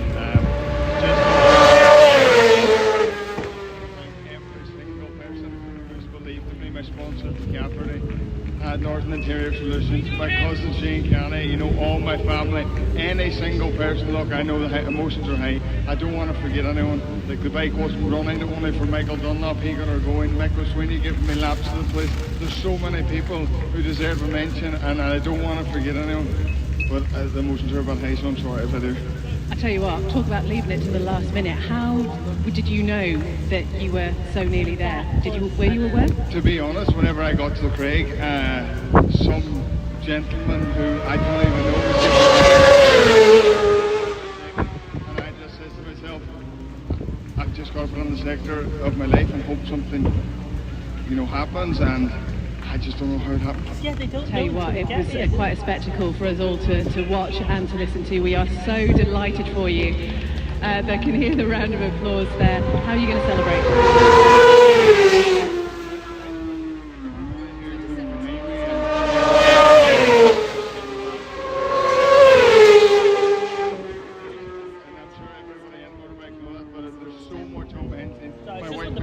Sacrifices so we can do this financially with limited sponsors, so it just takes a lot of money, a lot of time, a lot of effort. When you're not away working, you're always at this, and it's finally paid off.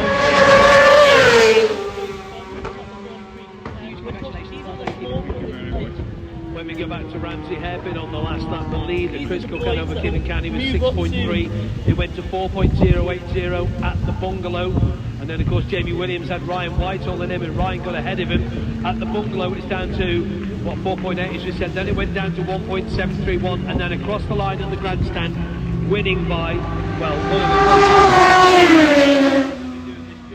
half a second. And Jamie Williams just got third place, Chris Boyd, by 0.0078 of a second. Nothing at all. Literally the blink of an eye. 7/1000ths of a second. Ryan Whitehall, we said it was Dave Christian first spotted that he'd shut that gap down to about 4.5 seconds, I think, in Glen Helen. Then he's reduced it all the way around, and he just missed out on a podium finish by 7/1000ths of a second. But yeah, that lap by Canny, the run over the mountain in particular. I wonder if he had an onboard on it. It'd be worth seeing, I think. Certainly would be, yes. It takes the race win by half a second. Tom Snow on 19 has just finished 65. Lee Hara also finishing. Sean Evans 25. Owen Monaghan, Radley Hughes, Eddie Wormel, Ryan Garside all getting a finish. Mike Mace, Graham McAleese, Don Gilbert comes over in that fifth place.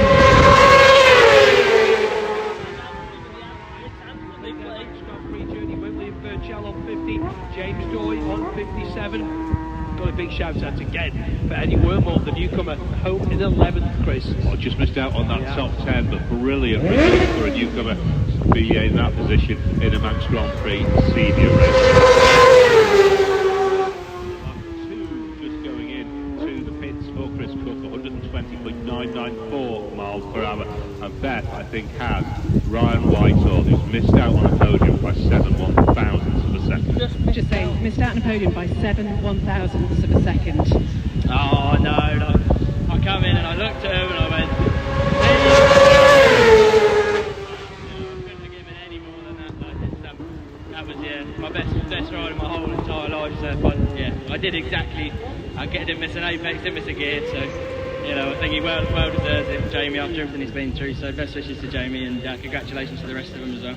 And as we know, there's a whole team behind you that make this happen. Obviously, you had the pit stop, which went really well. The machine's been running brilliantly, and the conditions. Coming out of Hilbury, and everyone was waving, and the thing was just spinning on the rear. And I thought, right, that's it, I'm having it, and it wasn't enough. So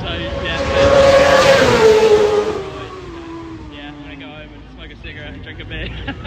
Did you have pit boards out there then? Say it again? Did you have pits out there? Pit boards? Well, there was one dude. We never met him down at Braddan Bridge, so he kept putting P6 and I thought I was leading. Well, final time then, just say hello to you. There she is. Thank you so much, Ryan. Johnny, you had a great start to the race. You were flying third.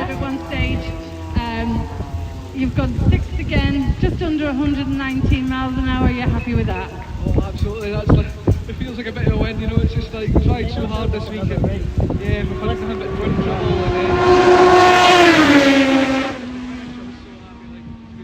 Well, you've done your first, you know, what, 3, 4 full distance races. You know, last year it was a 1 lap, or was it 2 for that one? It was all cut short last year due to the weather, so I've absolutely scored this year with the weather and the boys helping me, and yeah, everything just come together, and yeah, to make it to the finish is amazing.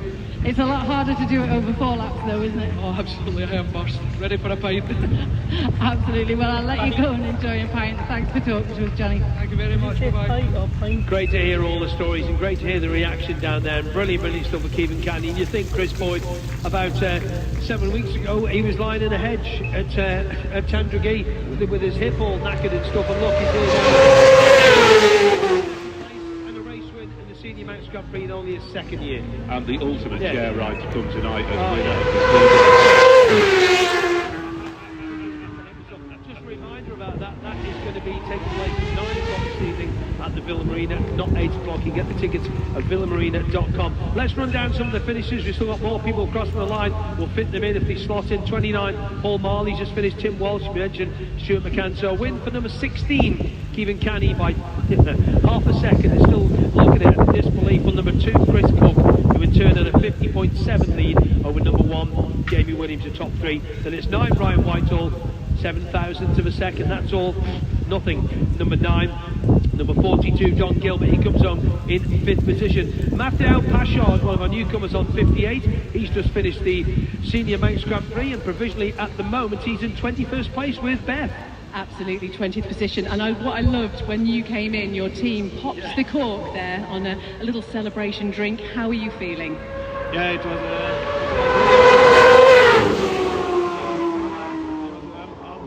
with syndrome des loches, so it was really hard to come back on the track after the pit stop.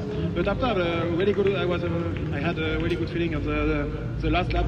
So yeah, I'm really happy, and we can make a party with all of the team. Thank you for all the person I can do that. And have you enjoyed your first MGP? Yeah, sure. No, it was a dream. Now I can do it, and sure, I'll come back. Go and celebrate. Thank you so much. Thank you. I've got Ryan Garside here. Ryan, top 10 finish, your first full distance.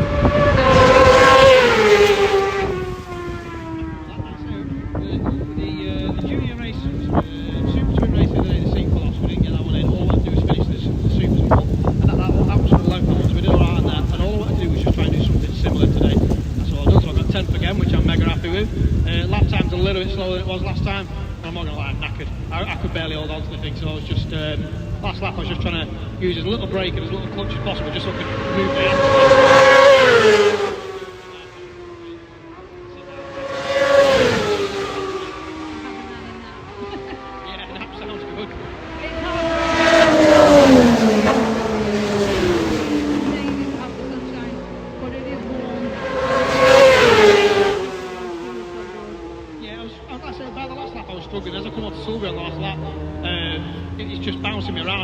Was it in the tank? It felt like I was getting beat around by a boxer. I'm just knackered. But how did he do 6 laps at TT and then do another?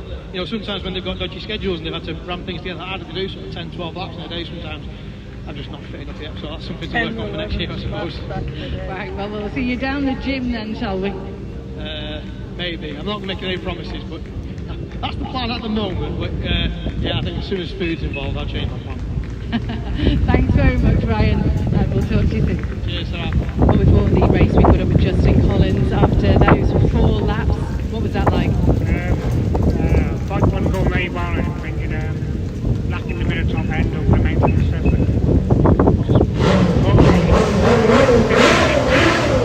As quick as I could get into it, and I know it's just letting me name all the way.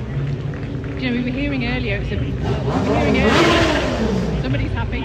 Yeah, well, that's the thing, isn't it? We were hearing it was quite windy up on the mountain. What are the conditions like with that? Windy. I think that's when my bike won't go in the video.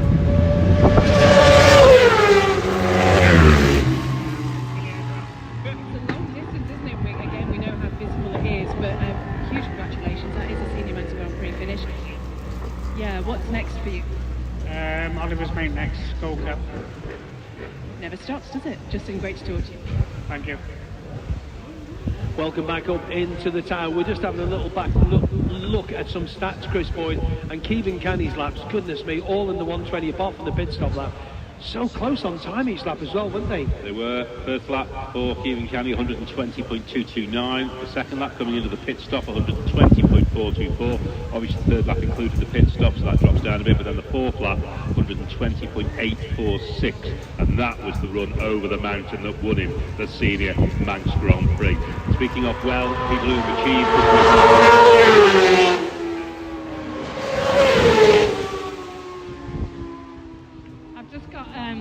Eddie Wormold here. Eddie, you finished 11th. You were running 10th for a good bit of the race there, just slipped back a little bit towards the end. It's hard work doing 2 races around here, isn't it? Yeah, it's something that I'm not used to. Obviously, normally it's sort of club racing.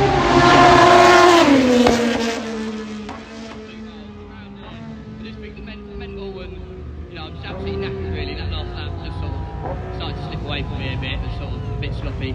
So I just sort of backed it off, brought it home, and yeah. So 11th, I'm happy with that. It's slightly better than the result the other day. So. It's a good show though. For your first time round here, you've had some really good finishes. You know, I think that was the off on Thursday out of Bay Hill. So luckily that didn't knock me. I thought it might put me back a bit, but no, it's sort of reset.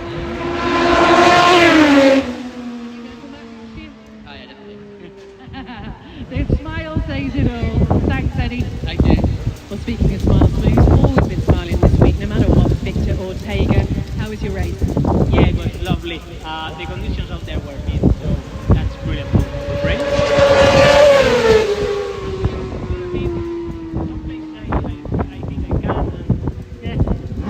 My English is not very fluent now.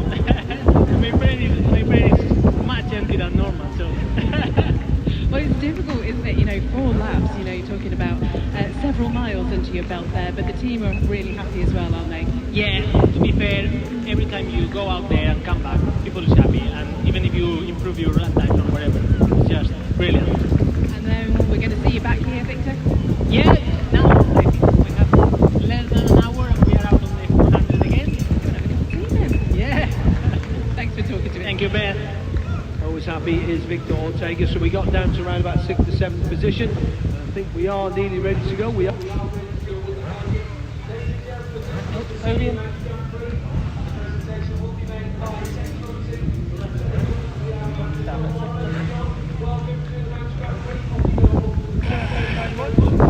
Give him a round of applause.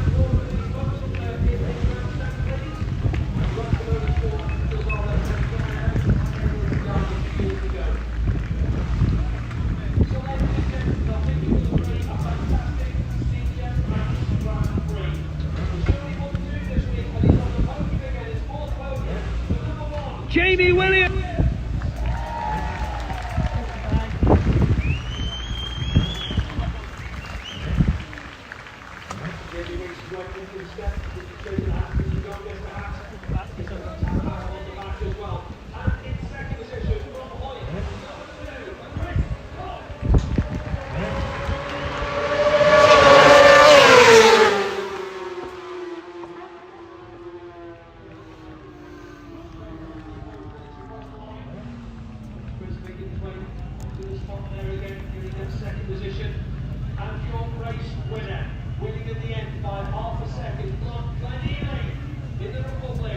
Keegan Canny!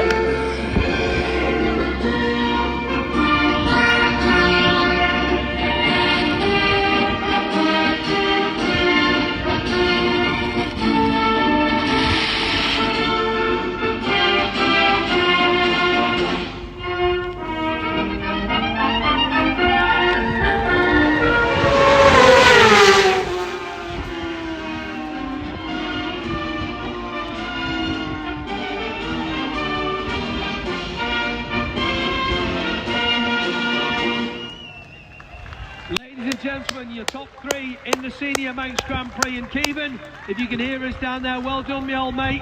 When you were lying on the hedge at Tandragee the other week. And look at this. He is now a Senior Manx Grand Prix winner. The champagne goes Jamie, Chris and Kevin. Well done, boys. And enjoy the reception you're going to get at the Villa Marina later on today. Now, Hamish Tarr has just come through on the 56 bike and he has completed there. So Hamish has gone through and completed his 4 laps. And thanks once again to Lieutenant Governor His Excellency there, Sir John Lorimer, for presenting the awards. That's just about it from us here at the moment. We will be back on air in a little while, and I think we've still got some more details just to go through on the boards and stuff, Chris Boyd, and then we'll hang back for a moment or two. We'll very quickly run down the finishes. We've only got down through the top 5. 6th went to Johnny Stewart, 7th place to Graham McAleese, 8th to Toby Shad, 9th for Adrian Harris and 10th for Ryan Garside. 11th went to Eddie Wormald, who we just spoke to. Liam Chalk finished in 12th, Owen Monaghan in 13th, Lee Harrow, fantastic 14th place for the newcomer, 15th for Michael May, 16th for Sean Evans, Craig Shapek finishes in 17th, Will Birchall 18th, Michael Rees does get round in 19th, then Matthew Pouchard in 20th, 21st for James Doy, 22nd Radley Hughes, 23rd for Dennis Booth, 24th Eric Hughes, Kieran Brocky takes 25th, 26th for Mark Jackson, 27th for Tom Snow, 28th for Stuart McCann, 29th for Justin Collins and 30th for Paul Marley. Just outside the top 30, David MacArthur, Tim Walsh, Leon Donaghy, Jack Sim, Ross Orchard in 35th, then Victor Ortega, Peter Lionel, Andy Lovett, Nicholas Theron and Thibaut Dutre in 40th, then Wayne Avis in 41st, Richard Kay finishes 42nd, 43rd for Blake Kelly, then rounding out the finishes on Pete Gibson, Emma Burke, Brandon Kavanagh, Craig Kennelly, Noel Carroll and, as you just said, Hamish Tarr crossed the line in 49th place. Now just got an update from the organisers. Thank you, Chris Boyd. The Quarterbridge to Braddan access corridor will be opening at 3:50, which is now, until 16:45. So the Quarterbridge to Braddan Oak access corridor is open now until 16:45. Thank you very much to the team here, and we'll be handing back to the studio, back on air here at the grandstand at 5.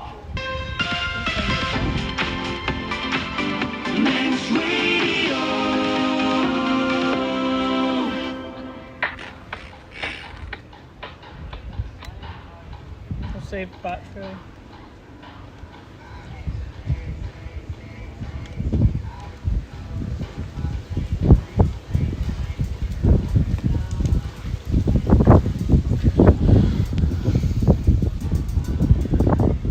So that was the Manx Grand Prix Senior Race. We had a Irishman winning.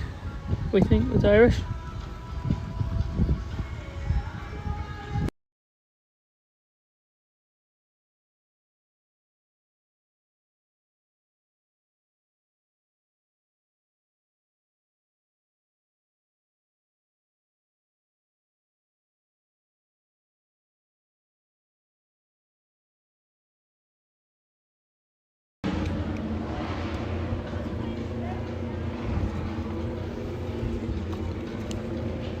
So yeah, that was the race. So we're just gonna let it. Gonna leave it on just to show you what's going on, but don't want it. There's another race later on today.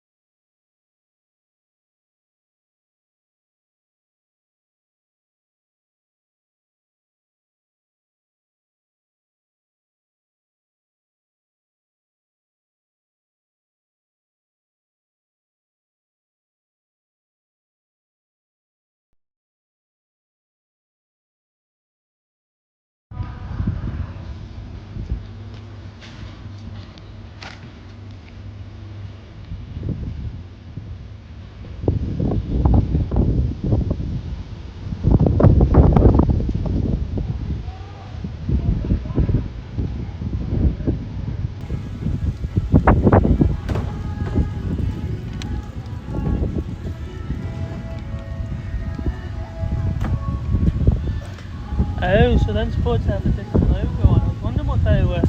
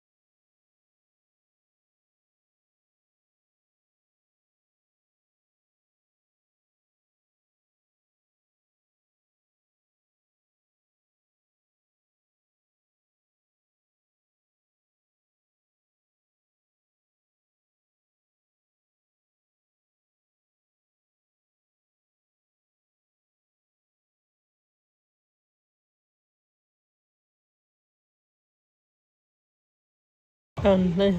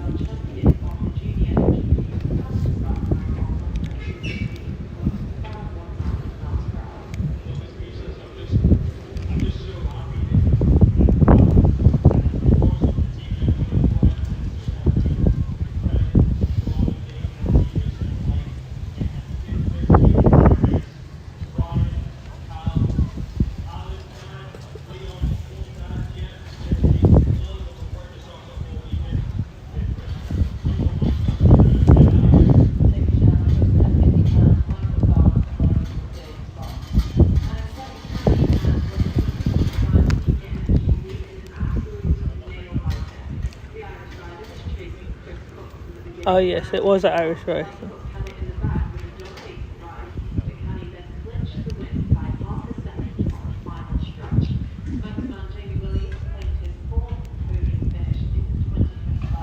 Fourth podium for that local. Hearing that? Two wins, but 4 times he's been in all 4 races. That guy, the Manx, though he only won 2 of them.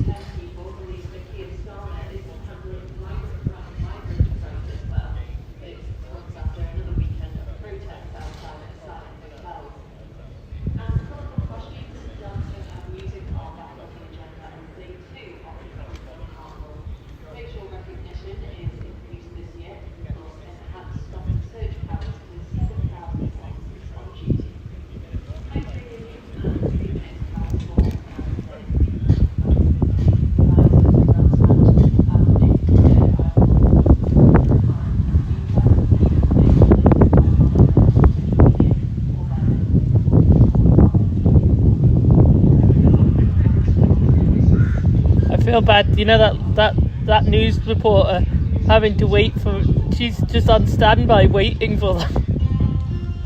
When they're on break, that she'll do a news report.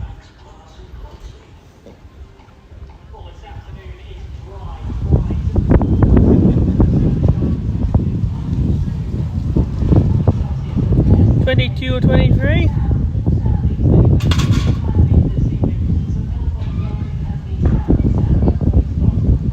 Until tonight.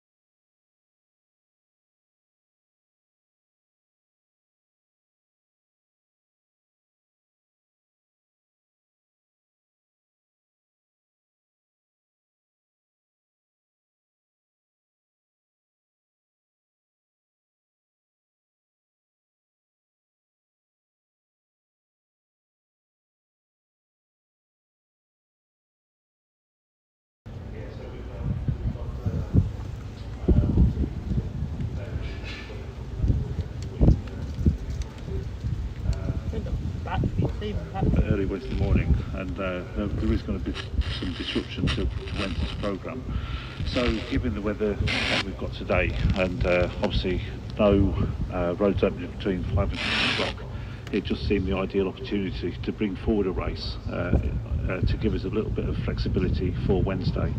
At the moment, the weather is due to come in pretty bad Wednesday morning, but clear through by 1 o'clock, and then Wednesday afternoon it's really just how long it's going to take for the roads to dry and conditions to clear. So Wednesday is obviously at the moment it's intended to run the historic junior, the Formula 1 race, and 2 parade laps, but it really does depend how bad those conditions are on Wednesday. So moving the classic TT lightweight race, the 3-lap race, to this afternoon, it just gives us more flexibility on Wednesday, but also it adds to a fantastic racing schedule for Bank Holiday Monday. Certainly does, and we know that communication is one of the key things for your team, and getting that out to all the riders and their teams as well, which was obviously done last night. Yeah, it was. We sent out the schedule yesterday afternoon. There was a slight revision to that, but obviously then by 6:30 last night, today's version 2 of today's schedule was issued by 6:30, 7 o'clock last night, so it gave everybody plenty of time to prepare for today's schedule. So we've had the Junior and Senior MGP. There's quite a big gap now before that lightweight classic. Why is that? Yeah, so obviously we've got some riders that are in the MGPs, that was in the MGP Senior 4-lap race. They're also competing in the classic TT lightweight race, so obviously we need to take into consideration rider recovery, rider, the 4 laps around the TT course. It's a fairly long way, so we've got to give them some riders time to rest, recuperate, rehydrate, take on board some fluids and food, but also to be honest, we've got to consider everybody else. We've got to consider the marshals, the officials, and just having this hour gap now for everybody to take a break, get a bite to eat, get a brew. It's just the ideal opportunity, really. So looking forward to some more great racing this evening. Obviously we've got everything crossed for that weather on Wednesday. Have you got a hotline to the Met Office? Yeah, I've had several hotlines this week. I mean, this week, let's face it, this event so far, we have, for the first time for a while, we've been blessed with some really, really good weather. So it's just a pity it's coming in on Wednesday, but we will roll with it. We will roll with it. We're going to take it as it comes on Wednesday, and I think once that weather front passes through Wednesday afternoon, we will get something in on Wednesday. It just depends how long it takes the roads to dry, really. But it will happen on Wednesday. But at the moment, it's as so I doubt it. Potentially some more changes to schedule to come. Yeah, I think we just have to see what comes on Wednesday morning. But I am confident we'll get something in Wednesday. So it is going to be unsettled Thursday and Friday, but. We will get the programme in before the end of the week. Gary Thompson, clerk of the course, thank you very much for joining us. You are listening to Manx Radio. This is a call for Kieran Canning. Kieran Canning from his pit crew, please come around his grip filler. Fantastic. Also a call for Lee Horace team. Lee Horace team, please can you enter your grip filler. Thank you. Just save his battery on that. Makes sense now why there's a gap. Let everyone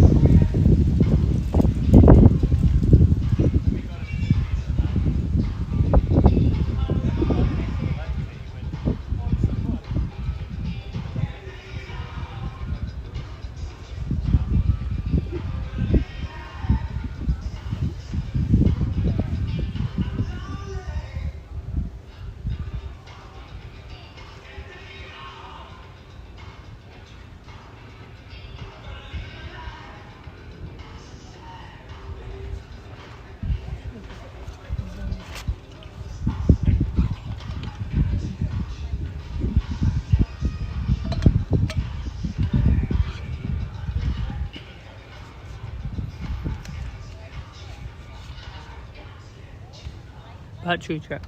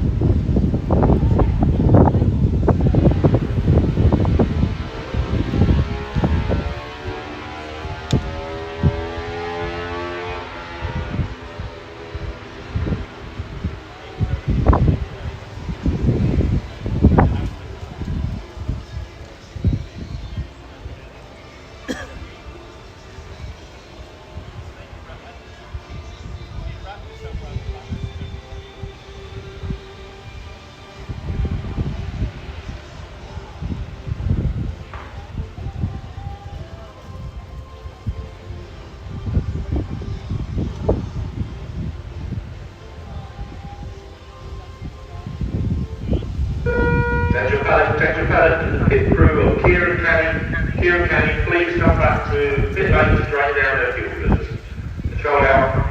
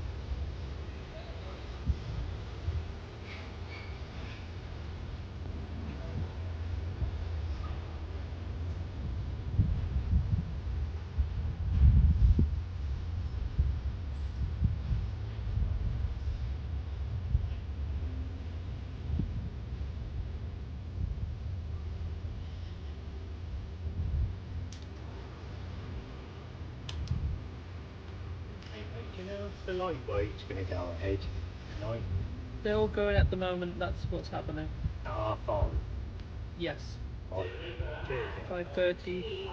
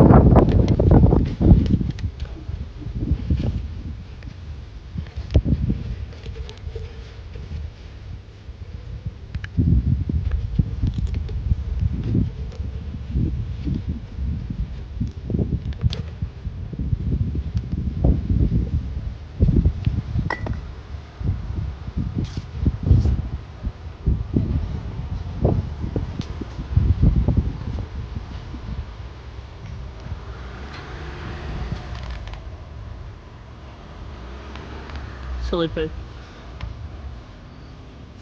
So yeah, next race is soon.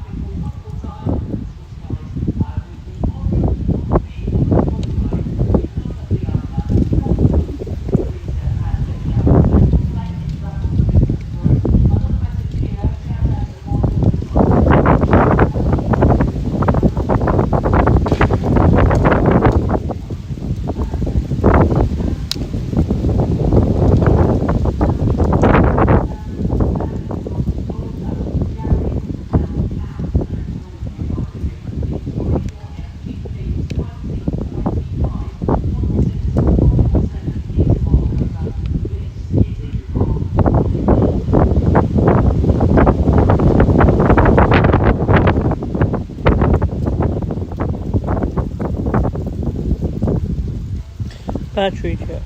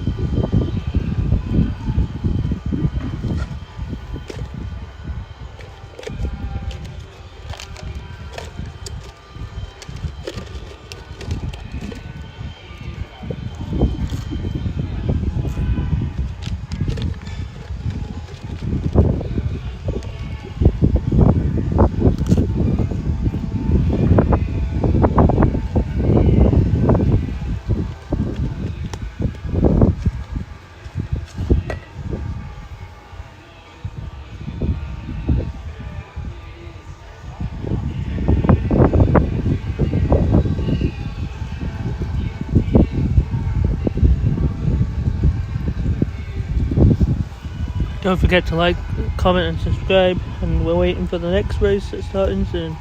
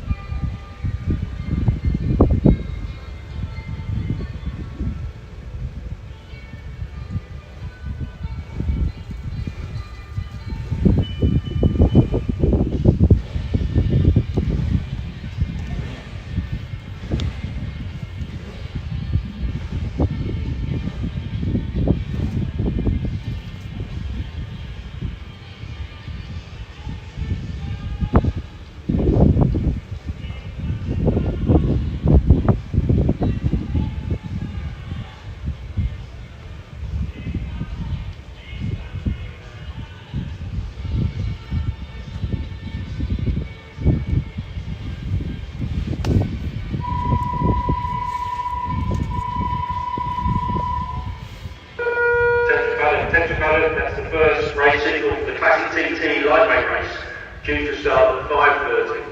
Teams can now enter pit lane to begin their pit lane preparations. Control out.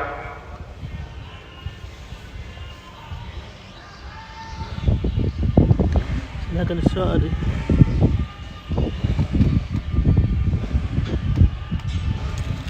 No. There is no official. There is highlights of the classic TT lot. So just to give you things. So yes, Manx Grand Prix have been doing live streaming and highlights, but the classic TT there's no official like thing. I know it's silly. So we've done the Manx Grand Prix now, and now the classic is there's no official. You know, from the officials, there's only like little streams like this stream here. I have a feeling we're the only actual content that's actually live, actually, if from what I know of.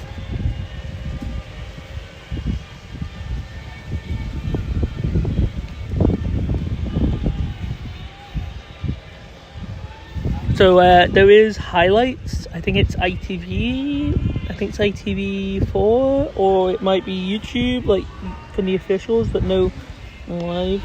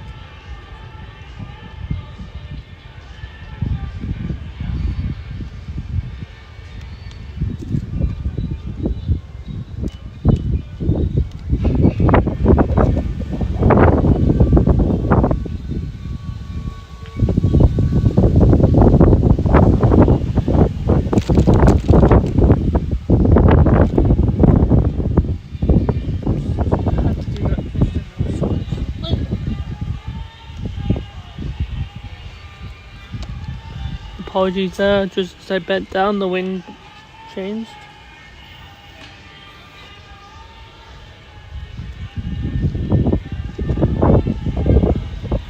Can't do this simply.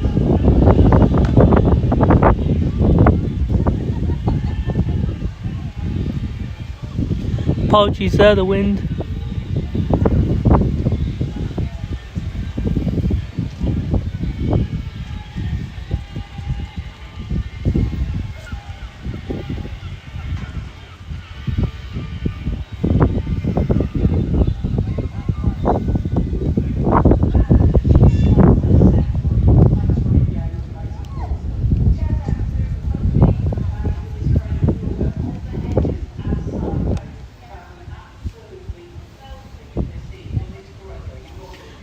But yeah, there was no official live stream, but there is, yeah, for some reason the Grand Prix lot, they had a couple cameras, but for some reason no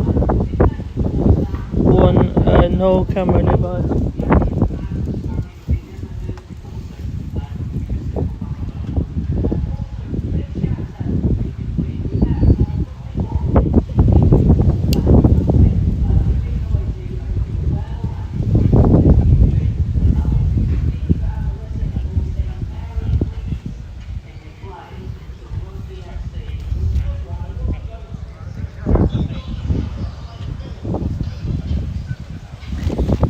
So if you wonder what they're doing, they're putting the fuel in, because there's no electric fuel in here, they have to put it in manually.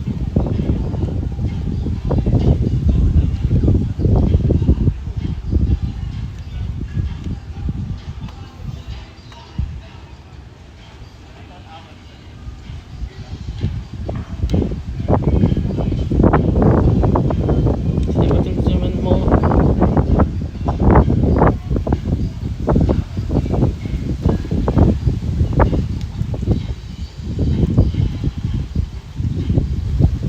That guy's putting the fuel in for his rider.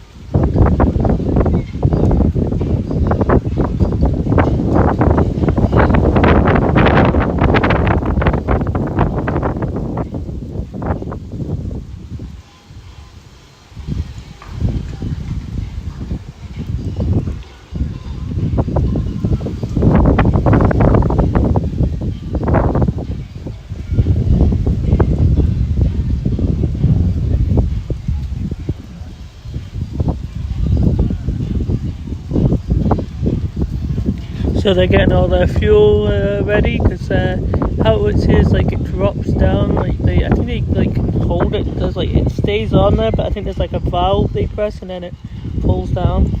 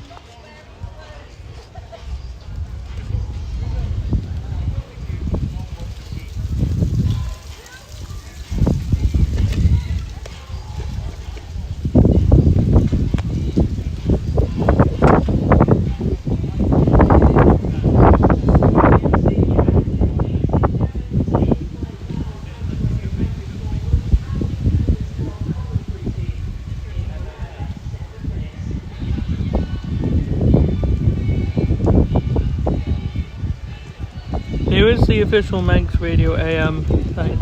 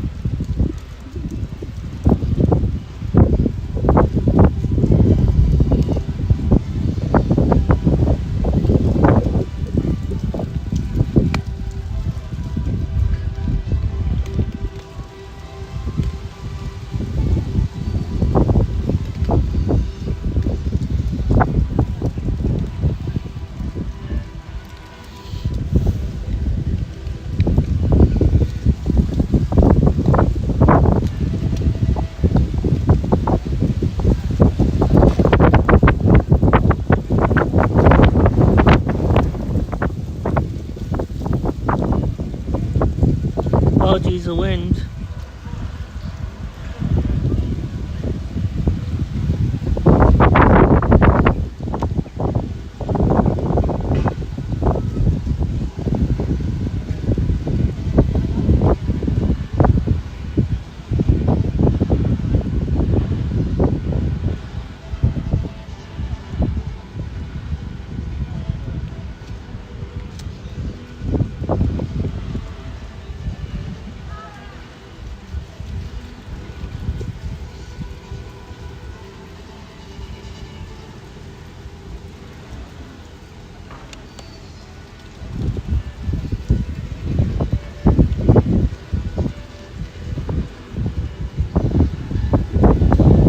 This track got too bad. Plus it does not, the wind has changed.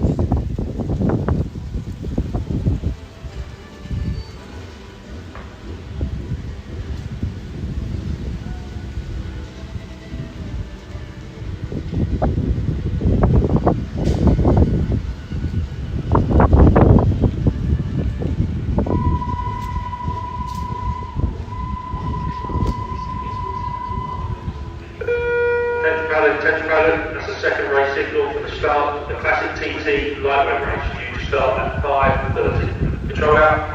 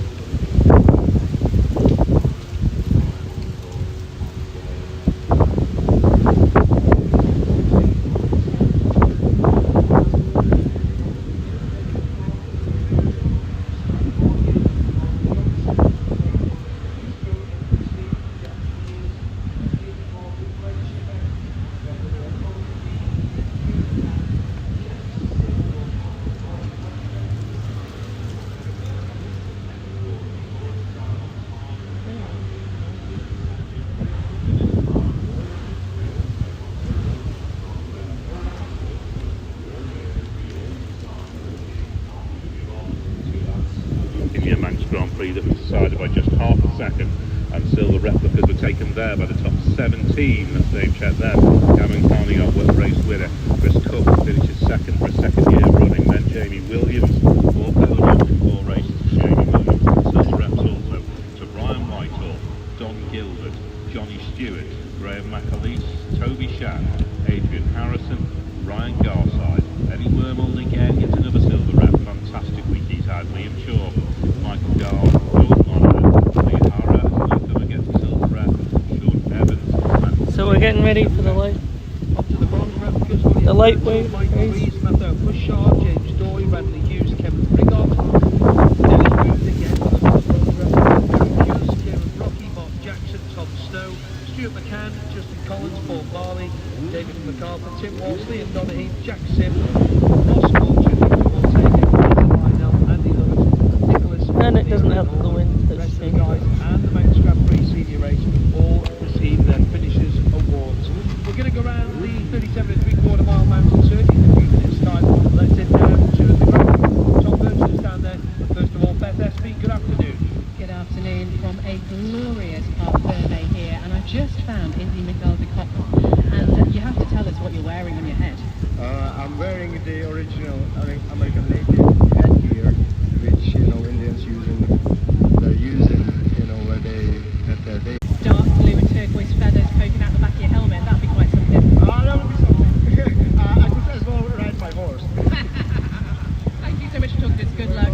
I just also wanted to mention very quickly, Oliver D competed in the Junior Manx Grand Prix a little bit earlier. He finished the race, but he had a bit of an issue where his fuel cap came off sometime after the fuel stop, so he had to nurse the bike home. He said it was slightly off-putting, but they did make it to the finish. So if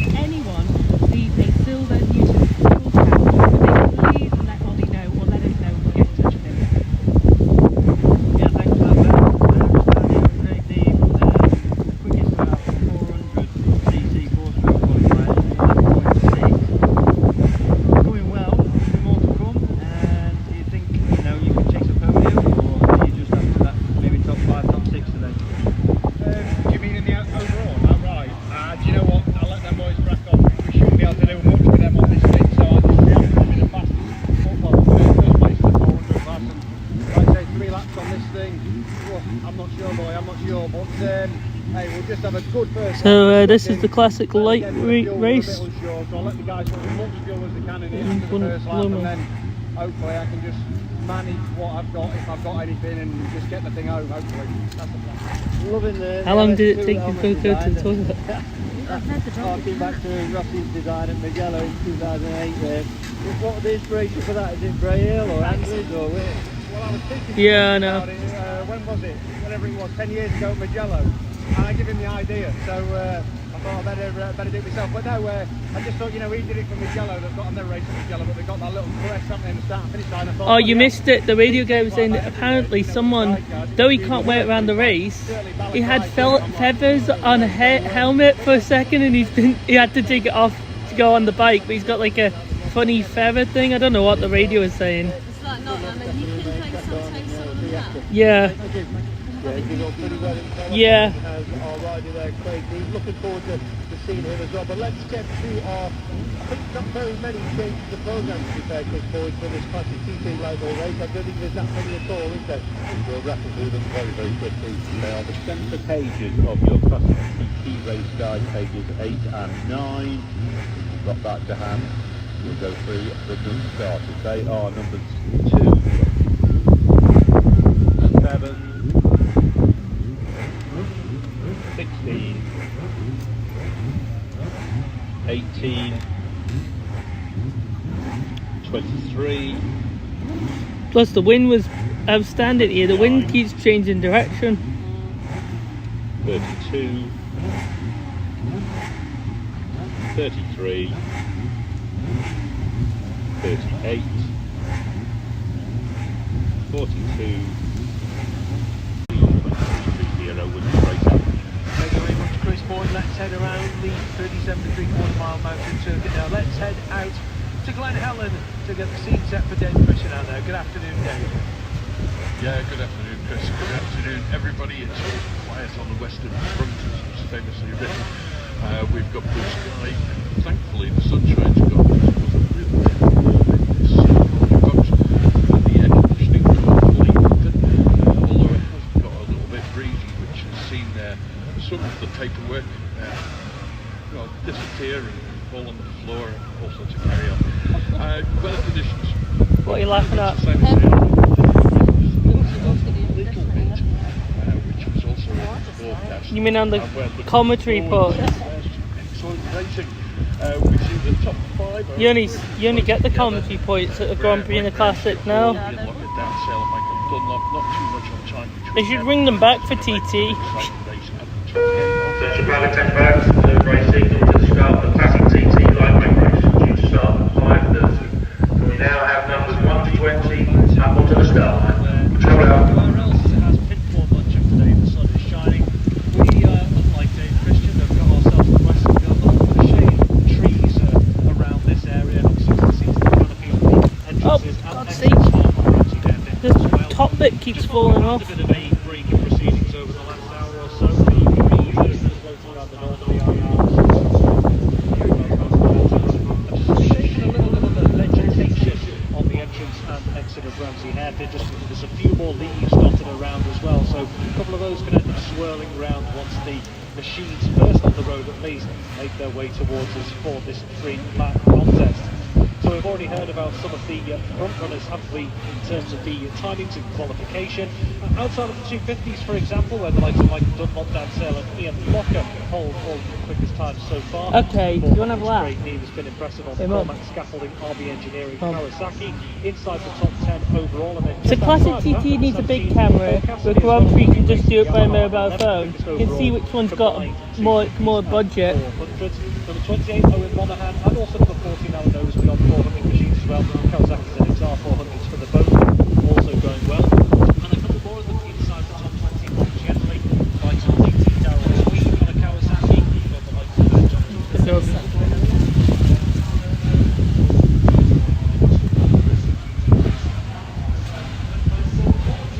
Nice old bikes.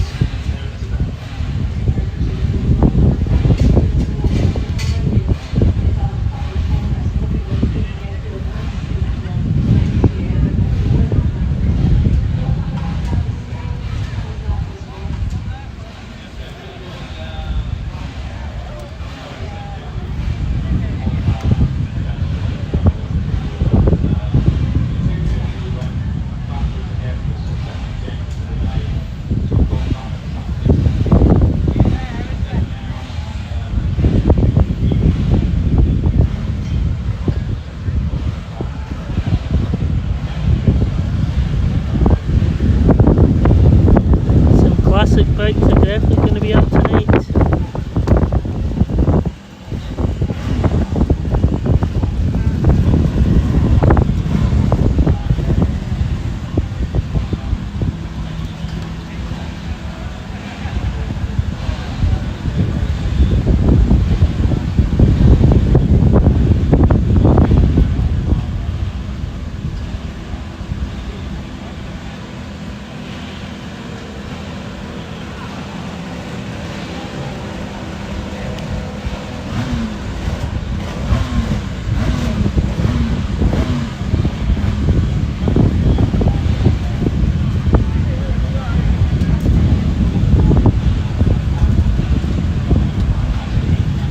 We just laughed now that they needed small phone cameras, and now they're actually got massive. Attention bar third lane number 2140, 2140 onto the start. Control out.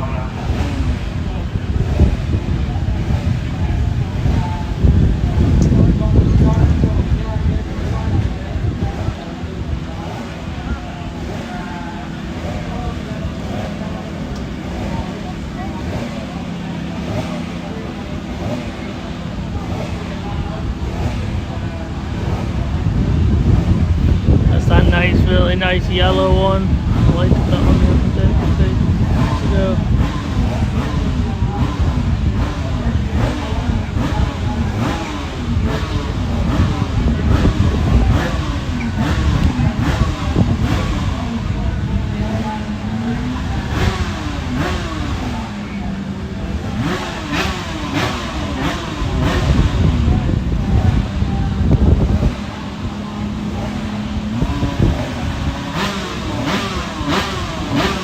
So yeah, I'm laughing now that they needed small cameras to live stream the Grand Prix, but now they need massive ones.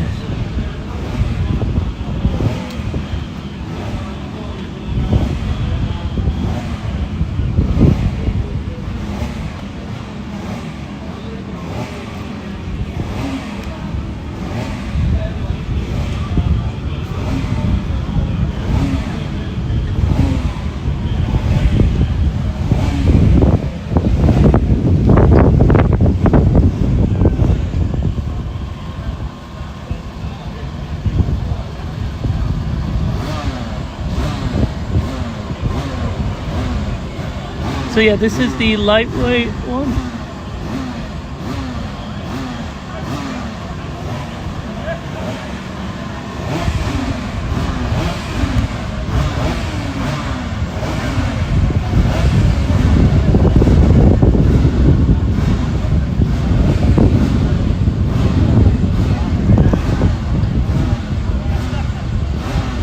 So there is cameras, but I don't think they're live. I think they're recording highlights, unless it is live. But from my understanding, there was no official talk of live thing, so I think it's just ITV4.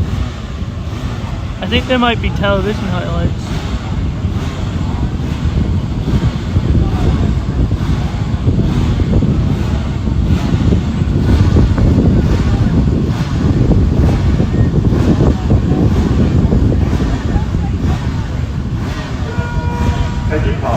We now have all remaining bikes to the start line.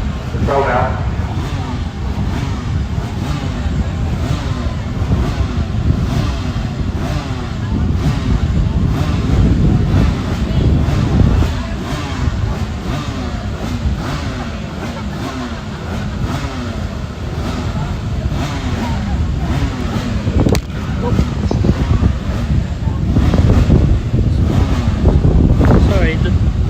I'm gonna have to get a new tripod at the end of next week.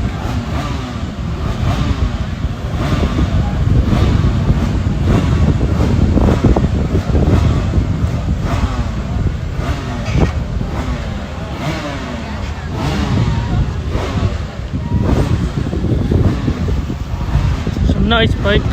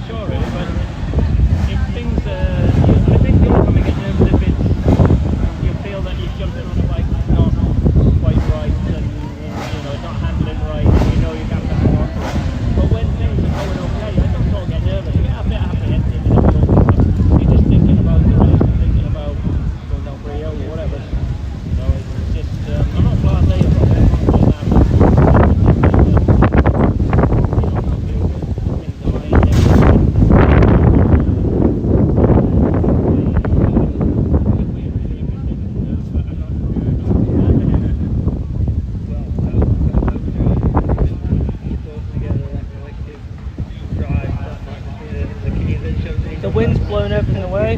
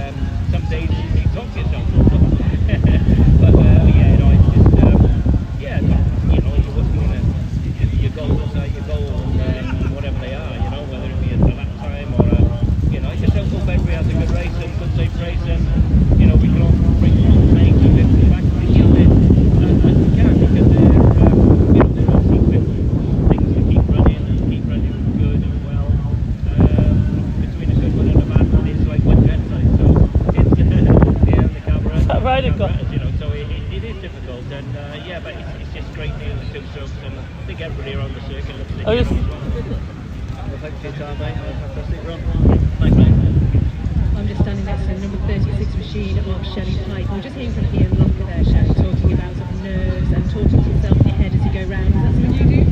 Yeah, definitely. Look, Just see put what... some motivational music on the van, so I've been singing at the top of my voice just to get myself keyed up. What's the song of choice? Well, it's faster. Is it Within Temptation? That's the last one.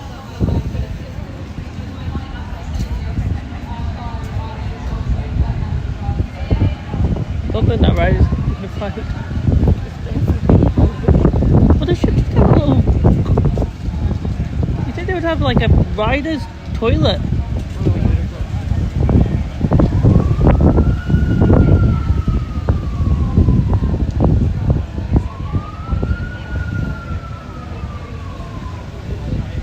There's going to be some nice loud ones in this one. I like the first, that yellow one.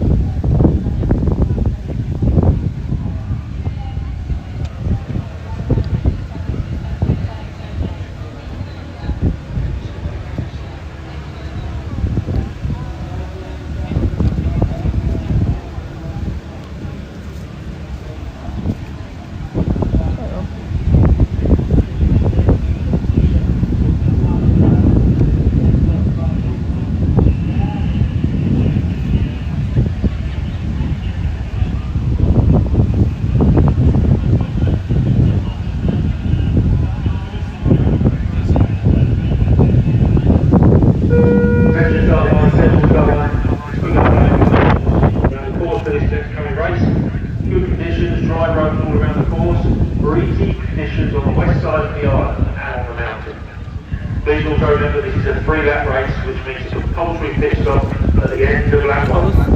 I wish you all the very best of luck. Now please can we clear the grid? Can we clear the grid to just leave 14 personnel with the machine and the rider? Control out. So they're getting ready.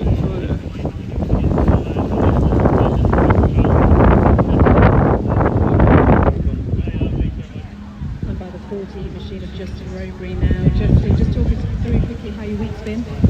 Week's been mega, you know, the weather's been absolutely amazing for all the riders, and it makes such a big difference, you know, getting all the laps in, getting your speed. And the scouts are on the way. Having more time to prep the bike rather than sort of worry about your laps, you know. So what's going through your mind? You don't want to know, I can't say it on the radio.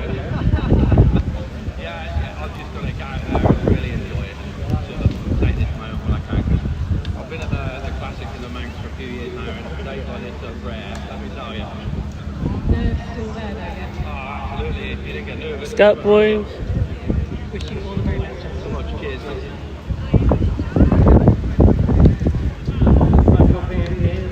Governor. We go through some stats to myself there, Chris Boyd, just looking at the various lap records for the 400s, and thanks to Phil Wade and all the team there. I was thinking it was either Jim Moody or John McGinnis. Governor Beck. I think Brian Reynolds went there as well.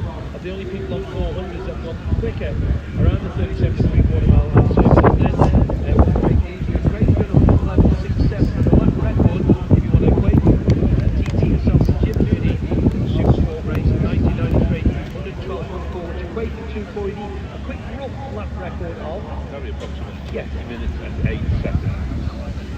Okay, 20 minutes and 8 seconds, and of course the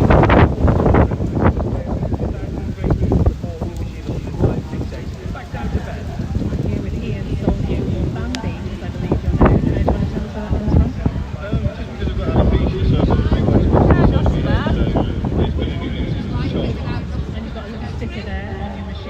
clearly something that you're quite fond of now. How are you feeling ahead of it? Yeah, he's gone over there, I think. Yeah, looking to get away and enjoy it. Got that pit stop after lap one. Any concerns there? That remembrance come in? No, I think after one it should be fine. 5 minutes to our line, 5 minutes. 5 minutes until we... Yeah, I mean, hopefully a bit of breeze will keep the engine cool, keep it running, and we'll have good 3 good laps. Yes, thanks, Beth. Cheers, Beth. Just Carl Nathan Harrison. Well, probably one of the best looking bikes on the grid. There's beautiful H&H motorcycles over there, 400 on there. Is it as fast as it looks? That's kind of the problem. She looks proper fast, but yeah, we're lacking a little bit with the engine there. But it's stuck in, and we'd hopefully be there at the end and see if we can pick up the pieces, really. Yeah, just well, here on this course, this beautiful evening sunshine, you know, you're going to enjoy it and you're going to get stuck in, and we'll learn a bit more for later on in the week. Exactly that, like where else is there to ride your motorbike? The sun's shining, obviously you've got a bit of a wind here now, but other than that, it's dry, the roads are warm, you know what I mean? And like you say, just extra laps isn't it for me, especially like my career out, every lap's crucial for me, so I like to say hopefully I can put it into the Formula 1, so I'm having a good run on that as well in a minute, so yeah, totally use them for my advantage for that Formula 1. Best of luck, mate, thank you. Thank you. And I'm here with Simon Collins, number 13, and looking very relaxed, got the shades on there, looking down to Enclosure Road. Everything okay?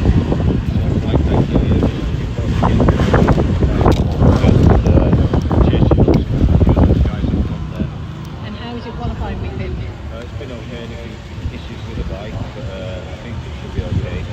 Yeah, I don't want to nothing to gain. Hopefully it's going to be a good race.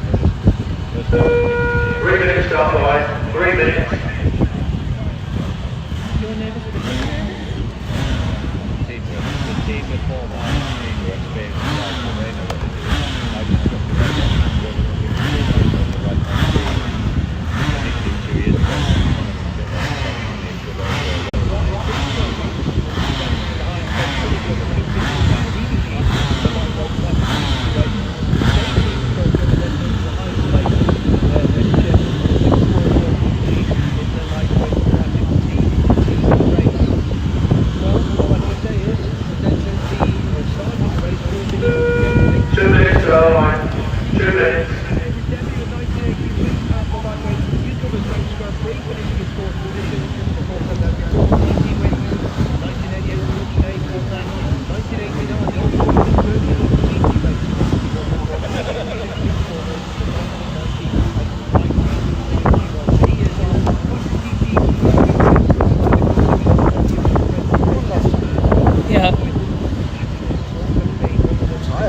Did you make it to the other side? Yeah, that's all good. Got everything I needed.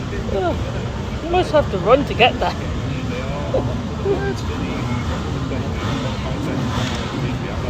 It's like it's longer now that you don't have the old bridge. But plus they put the camper vans there and you have to walk all the way down to the top of the town. Oh.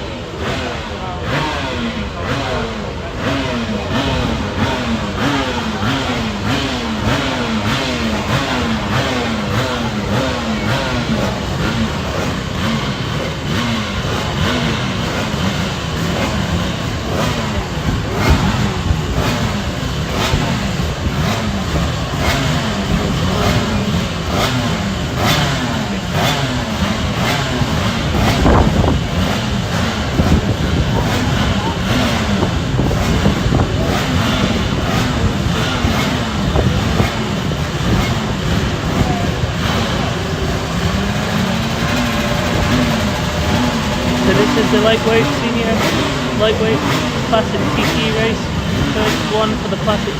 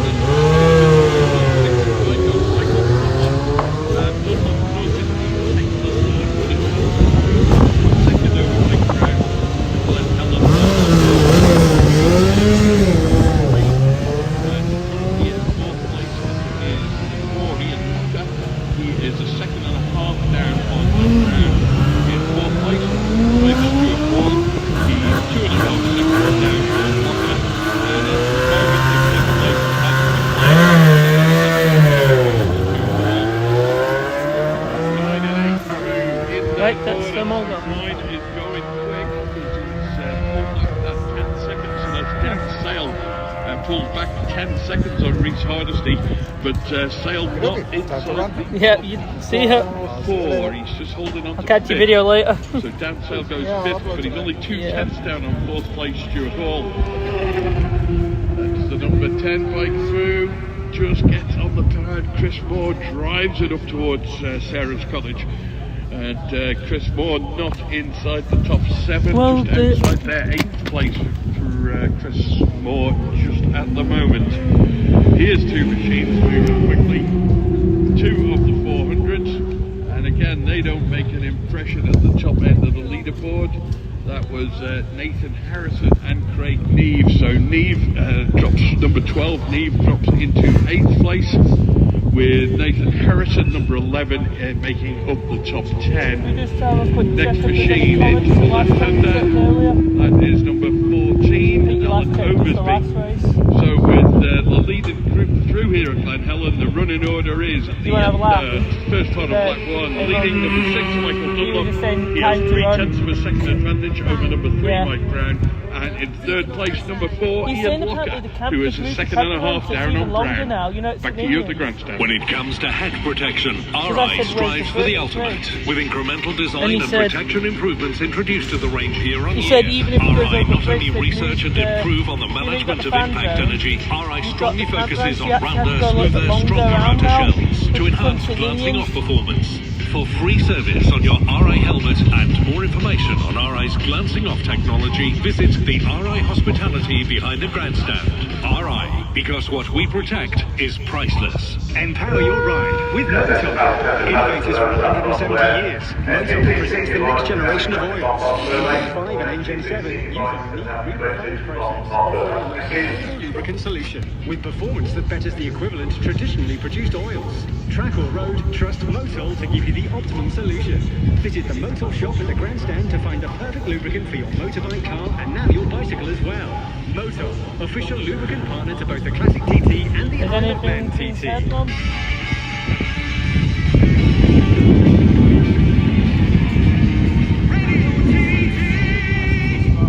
Mike Brown, Ian Locker, Adam McLean are all on the lap race. Michael Dunlop led in Glen Helen by 0.0341 of a second. He should be the next machine through. We do have a I think it's just down to the Classic TT and Manx Grand Prix never really got good coverage compared to the TT. Just got there. We have a new race leader. Mike Brown leads by the TT they only have ITV4 highlights and live. The Manx Grand Prix did for race days have their own, but it's the organisers of the Classic TT plus. This is the Classic, and it's the first one since Classic's been back since. I think they used to do it. No. Glen Helen and Ballack, he's got Stu Hall, Ian Locker, and then he gives Mike Brown the race leader. TT plus, I'm sure someone said they weren't doing it for Classic. I don't know. Nearly 4 seconds on the run between Glen Helen and Ballack to Mike Brown, so presumably traffic. Craig Neve also through there in 8th position through Glen Helen on the 12th. Well, I've not seen many official cameras down here compared to Owen Monaghan, Nathan Harrison, Michael Gregson, the newcomer on the 45. He's up to about 19 Jonathan Perry, 21. I know the Grand Prix lot have been doing their own thing on YouTube. In the speed trap at 149.096. For some reason, the two events can't get together to get the same coverage. 126.001. They're the only 3 bikes through that location. In fact, now there's 4. Just got there. Stuart Hall has just got there as well on the bike. And Michael Dunlop just. And there must be a cost difference. By about a second. Michael Dunlop 1520. Hall 145.887. Chris, what sort of lap speed are we sort of looking at? Any ideas yet? Yeah, we're in the mid 1:05 for both Brown and Dunlop, and we're trying to just keep an eye on the times on Craig Neves for leading the 400 just at the moment as well to see where we can. Yeah, I didn't. It wasn't very advertised. It is. I know the TT was, but they were advertising saying they're doing highlights, but no live. It's been a bit confusing. What I think they got confused with the Grand Prix coverage and the Classic TT coverage. The Grand Prix are, but the Classic aren't. It's weird. In third place, he's just got 2 places between him and Michael. But it is silly. They have to buy 2 programs. In about 12th place. So because the leaders are approaching well, one's government and one isn't government. So I understand the non-government lot needed money.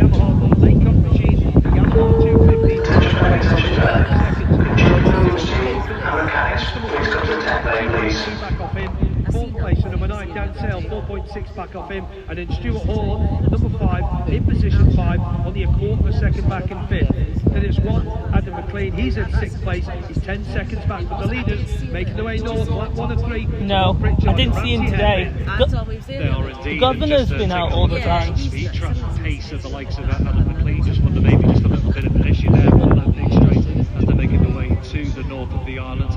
Back to Chris Moore. Yeah. Well, this governor's always been around. He's only been here for like 5 years. At the TT Grandstand, we do have a red flag situation here at the start and finish. So the riders know the drill when it comes to that, through all their riders, etc. So we do have a red flag situation. So until we get more information about that, we'll hand back to Broadcasting House.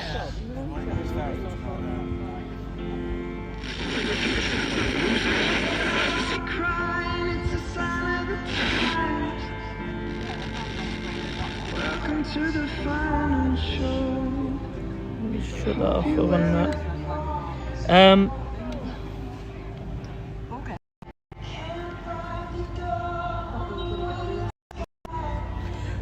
So we don't know what has happened here, so if anyone commenting down below, please do not speculate. Please be careful what you say until we have any official thing on here on the live.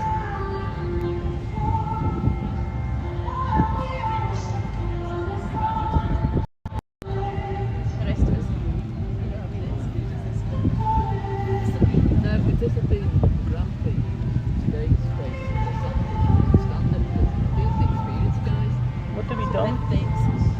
There should be different.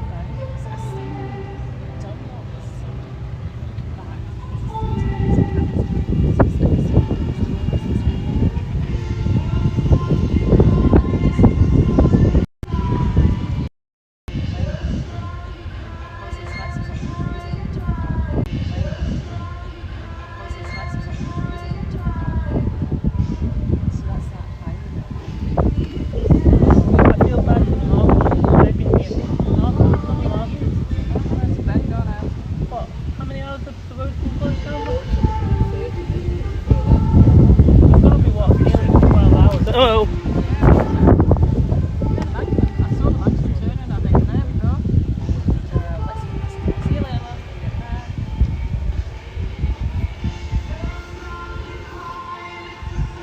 We just put stuff in speculate. Okay, good.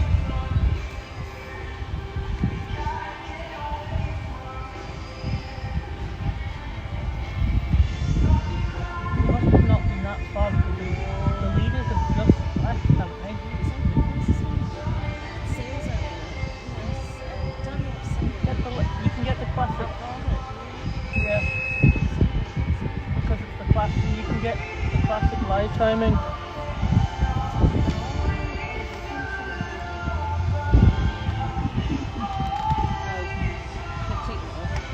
Oh, they're not even, okay. That's respectful because people try and work out who it is.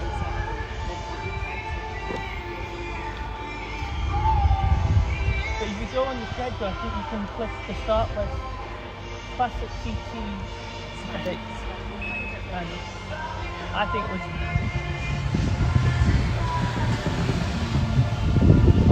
Yeah. Yeah. Let's just hope we don't get a helicopter next.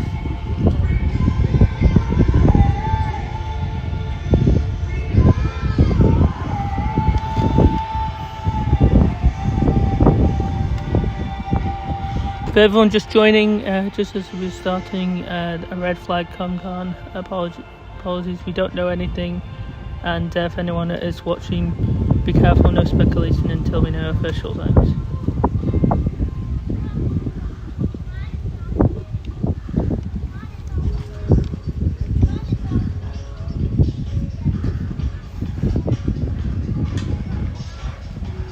Thing is, this time of the night, this time of the evening too. So I get why they never normally do racing at this time of the day, but he's just fitted in.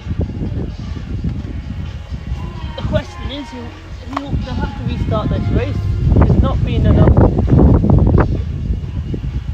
warning.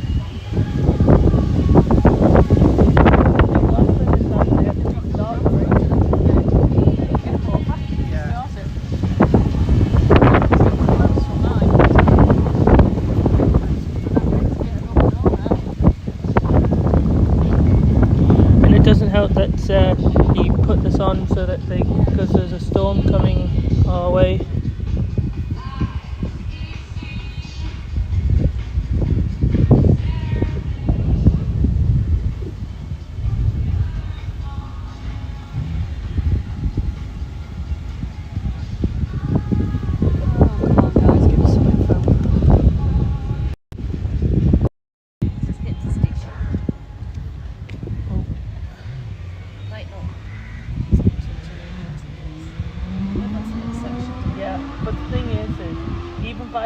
When they work it out and sort it, he's also got to restart the race because it didn't even go past lap. Yeah. Because they didn't go past the line, did they? The first lap. And I'm sure was it TT or last?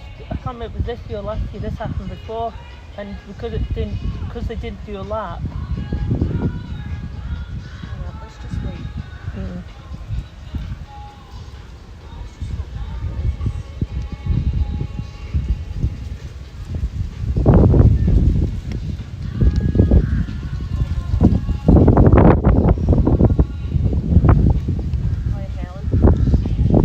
Unofficially. Official or unofficial? Official. Okay, so at Glen Helen. So what's that saying, Glen Helen? Yes.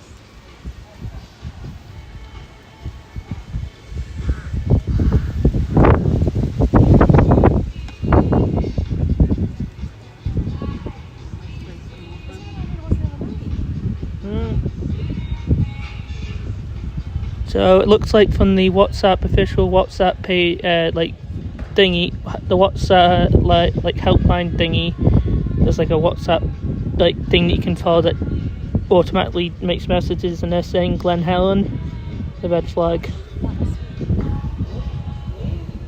That's not that far. Glen Helen's like. No, it's a long cross Tampa cross. Yeah. It's good up Glen Helen. And it's next to one of the. Isn't I wouldn't like the radio.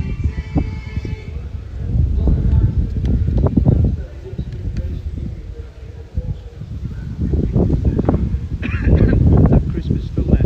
We had an incident on lap number 1, the classic TT lightweight. Unfortunately, we can tell you now there's been a red flag due to an incident out there at Glen Helen. We don't have any other information to bring you at the moment. When we get any more information here on Radio TT, we'll give you the information. And all roads on the TT mounted course, they do remain closed, okay?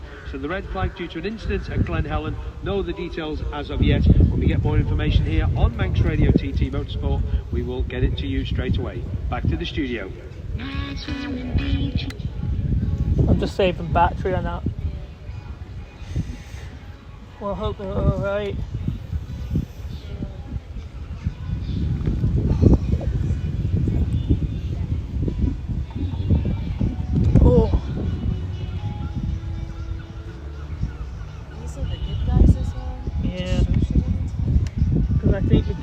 Dunlop were on this one? The Guinness isn't out. It's Dunlop. Dunlop's out, Dancing's out, Brown's out. Yeah. See, there was quite a few. I recognise the names.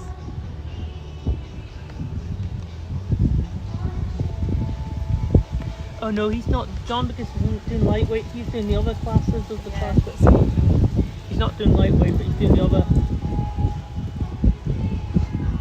He will be in the senior class like in the week. Well,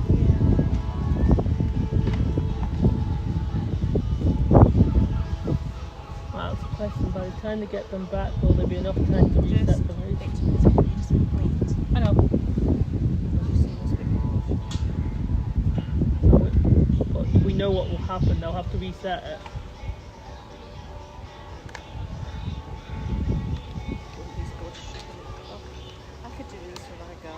What is it? Ballast sheet. They've got a little bit short sheet.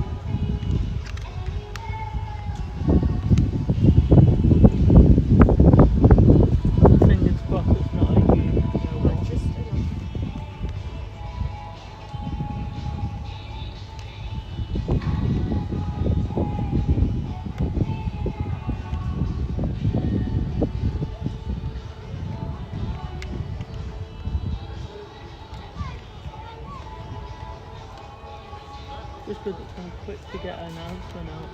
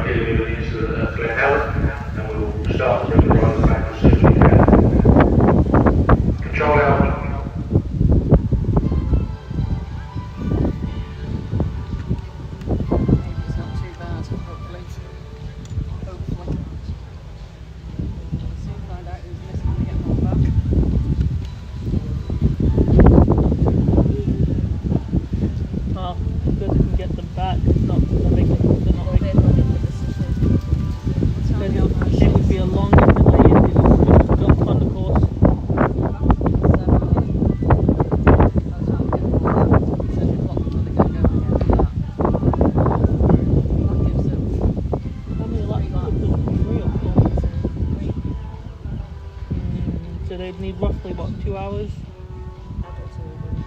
It depends on what's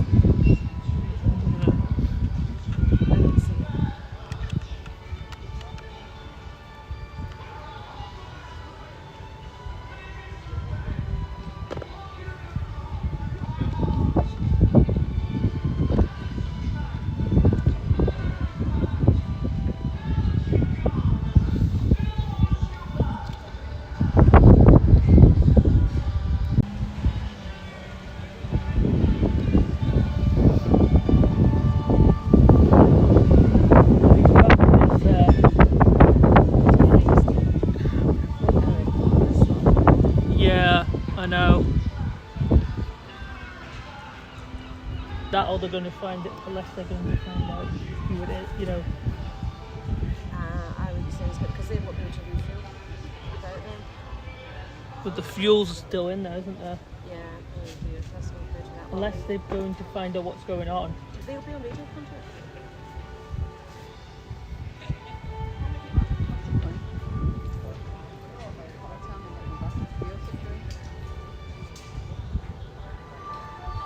But the guys who wrapped the flag guys who wrapped his flag up and the boards. Will you just watch that for 1 second? I'm going to put that coat on. Yeah, no, I'd say that's it for the night. Therefore, no. Well, no. I don't think it's good. I don't know. Well, they won't be able to go again, I don't think, tonight because of the weather. Is the sun? Is the sun going to be down? I don't think. I don't know, it's gone cloudy, so we might be alright. I don't know. They're not going to get them all back here till at least 7. Exactly. Well, that was looking quick, I mean, Christ. And it depends on steep the road is as well. You know, you don't know what steep the road is. They might not move. Yeah, Glen Helen. That's the second. Depends where about in Glen Helen as well. Exactly. Glen Helen's a big section. I used to marshal out there. Did you? I don't years of marshalling out of Glen Helen. No. Oh, God, what's going on? No, I wouldn't say it's very good in that water road. Unless they're going to find out what's going on. There's two sides to this. As long as there's not a load of oil. Well, that's it. Yeah. The last one was at the Black Dog the other day, wasn't it? Yep. Right, it was at the Black Dog. That was qualifying for Grand Prix, I think. That's right. Was that the one? He was pretty bad. Yeah, we've not heard what happened. He No, I got think sent. he's He went. in hospital Was he in across? Aintree, I think. And that's it. I think Yeah, he went to Aintree. Yeah. He's got umpteen injuries. Yeah, Still, I think he'll be alright. he was still serious up to the other day. We've not heard nothing since. So No, good no. news. No news is good news, as they say. Well, especially in that world.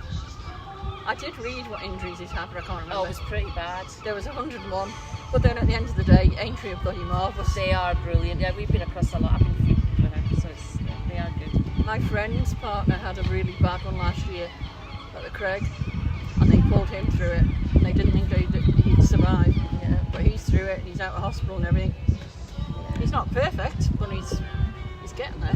He's getting there, I know, but they're a different breed, aren't they? They are, absolutely. And they just seem to mend so easily. They just take it as a matter of life and diffidence. Look at Hotchie is amazing. Oh, I don't know, but Nathan is too. Oh, Nathan Harrison, local boy. Yeah. That's who I'll keep my fingers crossed as I am. Well, or any of the local could be sales out as well. Who? Dan Sales out. What number was he? Was it 9? Was he ahead of Nathan? He used to be. Yeah. He was sidecar passenger, Yes, yeah. but he's been doing really well. He's been doing really well on the two wheels. Yeah. Like, he really has. He's been good. He's been good, but that's what I always see.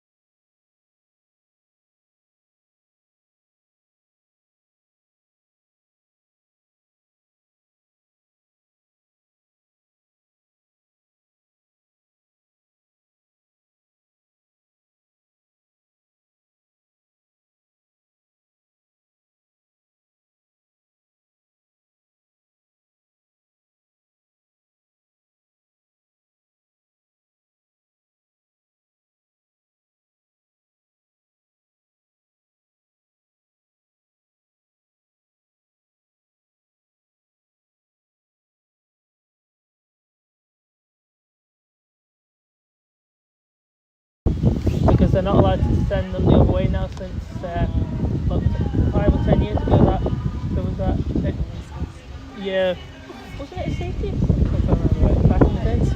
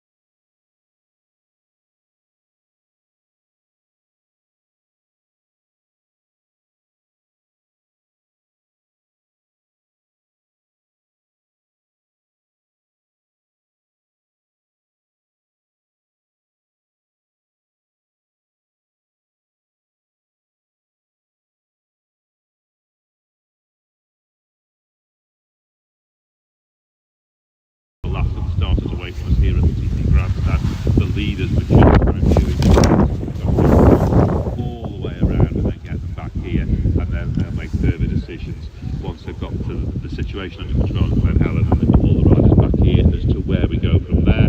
Just in the sense of timing, the race. Okay, thank you very much to Chris Boyd. Now, we've got some incident details now. The incident at Glen Helen that was caused, the red flag, was rider 26. That's rider Andy Whale. He's reported as conscious and talking, being taken to Nobles by AirMed. There was also a further incident at Ballingare for rider number 44, Dan Hanby. He is reported as okay, but has been taken to Nobles by ambulance for assessment. Thank you very much for the information there. So the incident at Glen Helen caused by red flag was rider 26 Andy Whale, reported as conscious and talking, taken to Nobles by airmen, and also a separate incident at Ballingare for rider 44 Dan Hamby, reported as rider okay, taken to Nobles by ambulance for assessment. When we get more information to bring you, as in when the rider is going to be making their way back into the TT Grandstand, we're bringing you straight away here on Manx Radio Motorsport. We're back to the studio.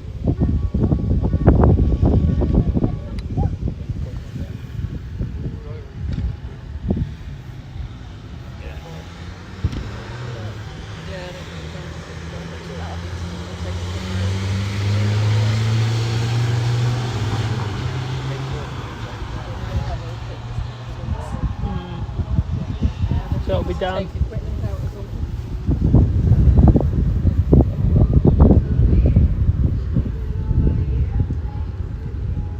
That sounds like, you know, fixing crew.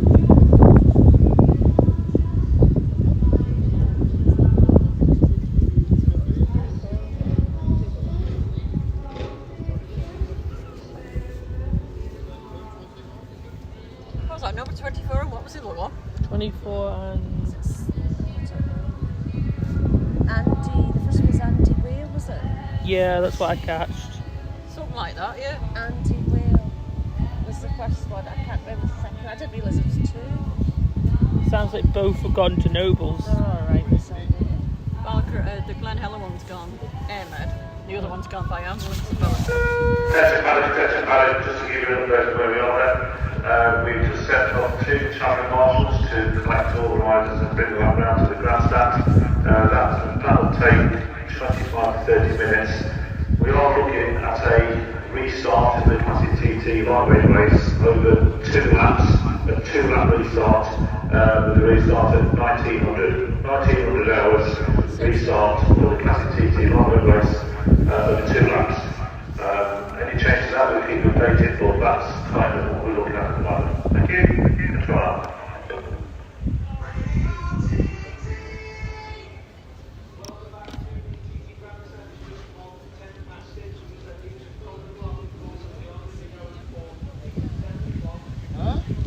It's a shame it's going to get cut to 2 laps. Oh, they get out. They get out more, don't they?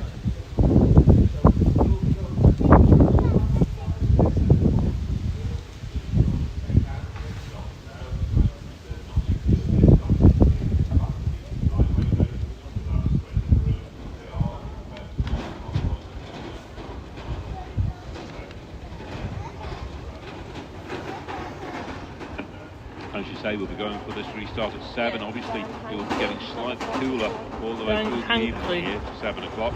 There will be slightly cooler. They have to think about jets for these 250s as well. Oh, it's all thoughts about. All right, so there we go. That is the news from the TT Grandstand. We are going for the classic TT Lightweight restart, this time over a 2-lap distance, hopefully going for a 7 o'clock start. We'll head back to Broadcasting House.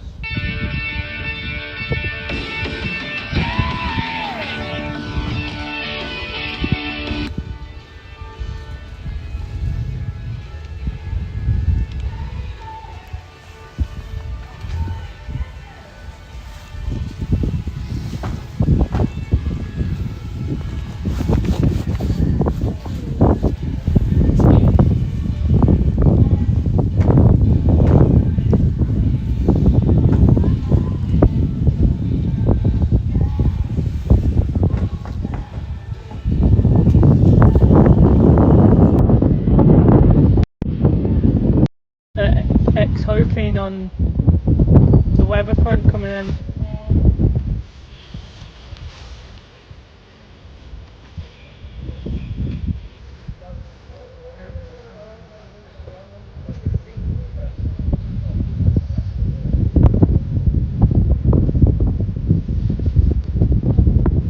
Oh, is these guys going to set up all again?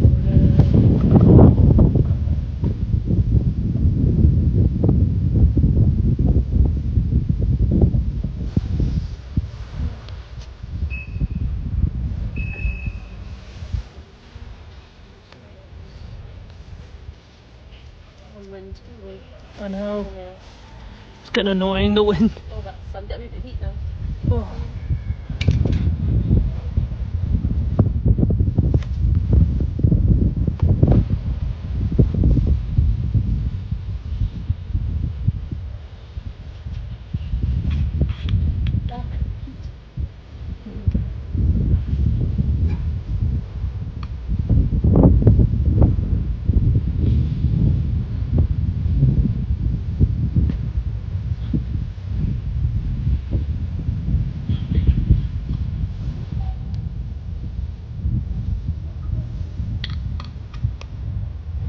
Had to put over the foot. Look.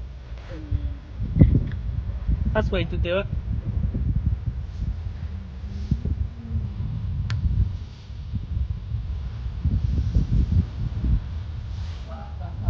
What's a problem? No.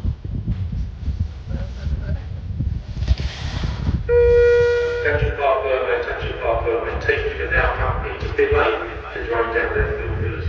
Control that. Oh yeah, because they won't need fuel for 2 laps, will they?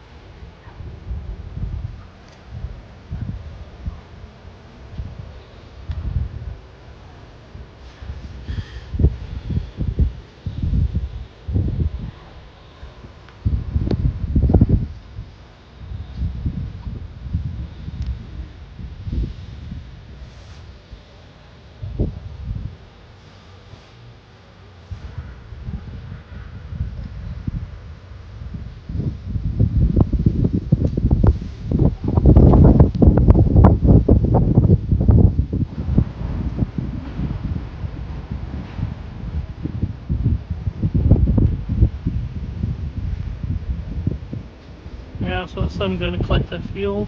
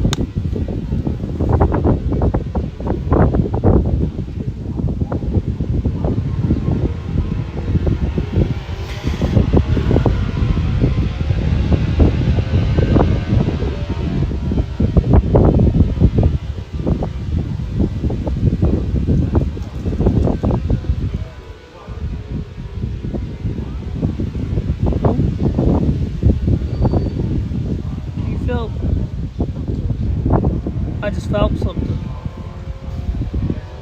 Unless it was a wind or something else. I know what you were going to say, but it's just, you know, when you... I'm not saying the word. It might be the leaf.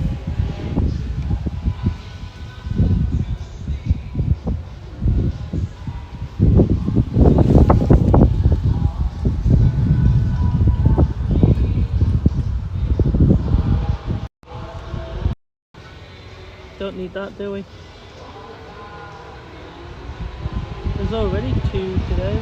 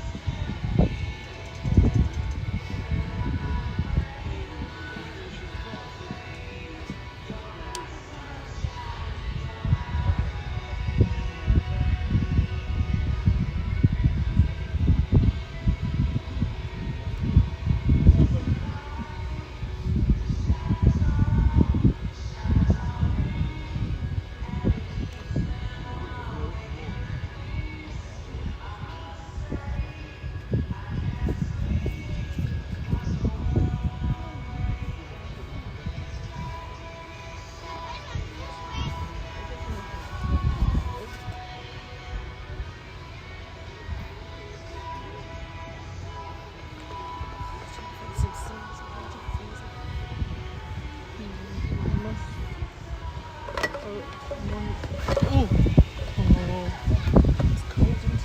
The wind. I know. Because that middle bit, you see this bit here? Because it's slightly broken, I can't hold. I'll need to get the other one from the car when I get out of the garage. Yeah, I know. Stand in the bloody sun. I said, well, I don't know, is it on his coat? It's actually alright, the sun. It's just great. It's funny, it changes so quickly, doesn't it? For saying Gary could do giving us an update as to where the convoy got to.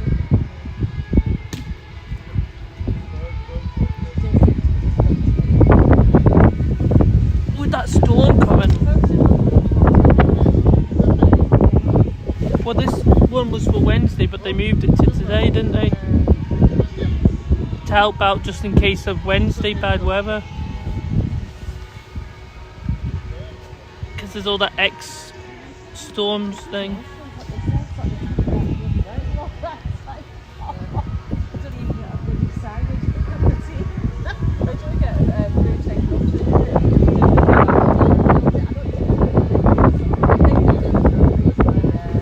They must, after so many hours, have to get. They must send a car up once every couple hours.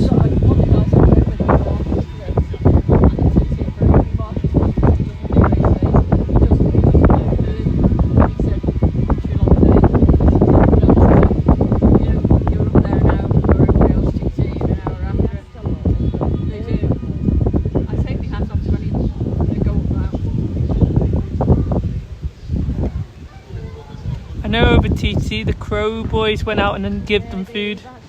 Yeah, they did. They should do it, really. The marshal should get some food. I think they should get help with their crossing the boat as well. I think they should be fair to.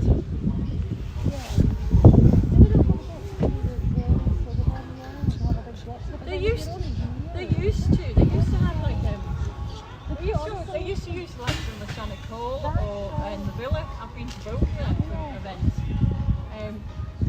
But then they changed it all, and it was like first come first served tickets and stuff, and it was just like no. But I suppose that's only if they stay the course and you get it at the end. I mean, people only pay for 3 or 4 days to help out. They should do it. I do think they should. Because they used to do a raffle for the marshals too. There used to be a raffle on you could win some really good prizes. They need to do something for the marshals, Mum. Sorry? They need to do something for the marshals. No marshals. No marshals mean no practice or racing.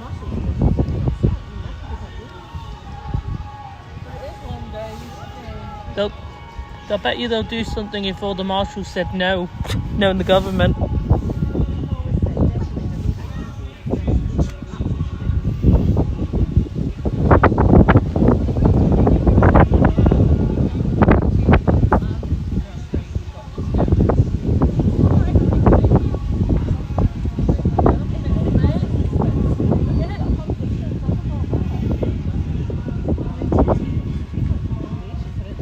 Do they not get help nowadays, the marshals? That's rotten. Sponsor it. Actually no, because that Opel will want it.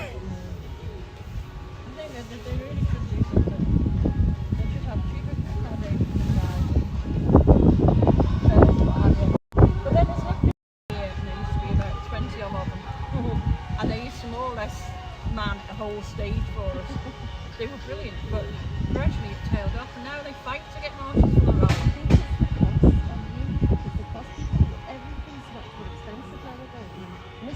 And even locals don't marshal so much now because they it's a take different generation.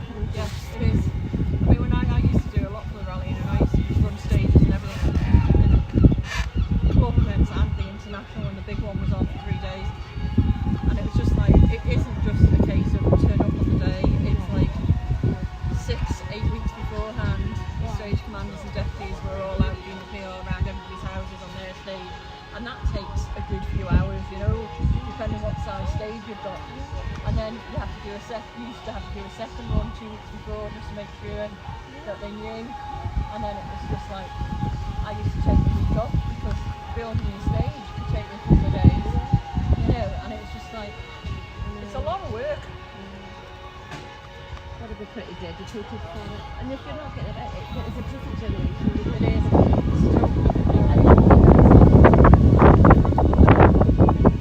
But they still can't do it full electronic on this course. But the electric boards have only been recently. Yeah, but they're trying to. There's no way they could stop the flags though. They'll still have to have someone flagging it. Just.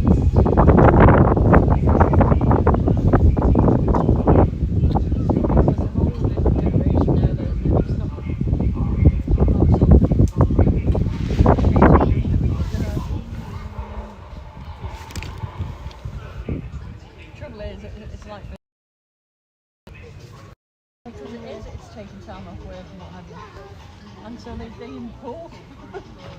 they brought a load of Irish in last year. Used to work with a guy, Chris Martin. Yeah, I know Chris.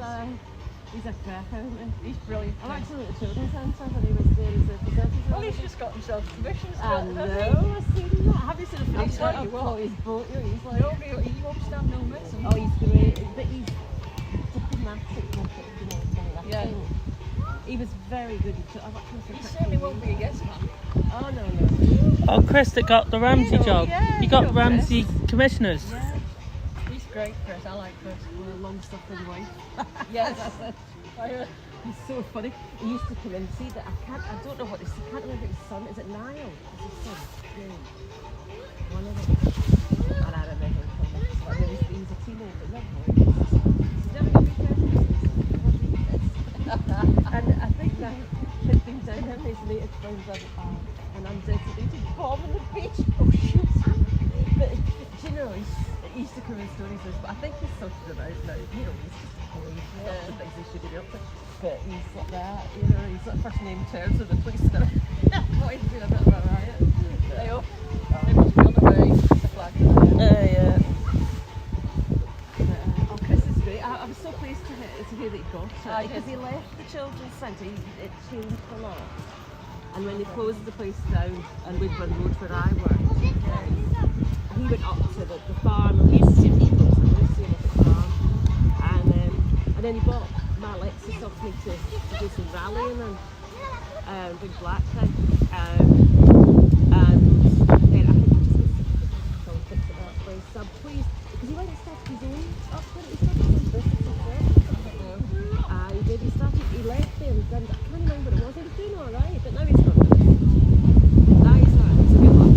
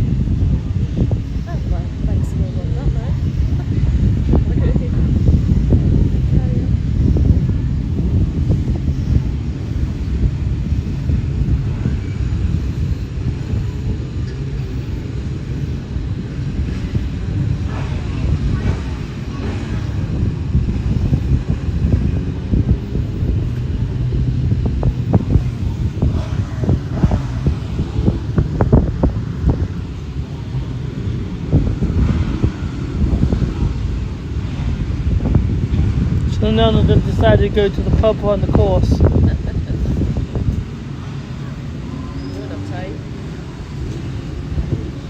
I'm not done it once.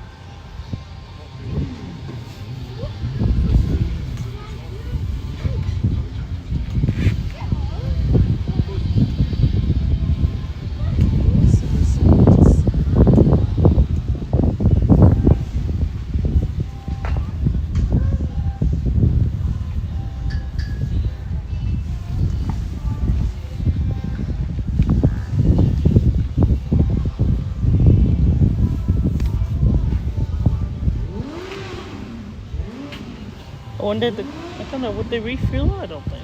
No, they're not refueling, they're doing 2 laps. Doesn't seem many of them. No, it doesn't seem as many, but Must be a few more to come in. Unless the rest were behind what happened. Well, there might be one. But all the travel motors are in. Yeah, they're in, yeah. Just seemed. Just sit round them.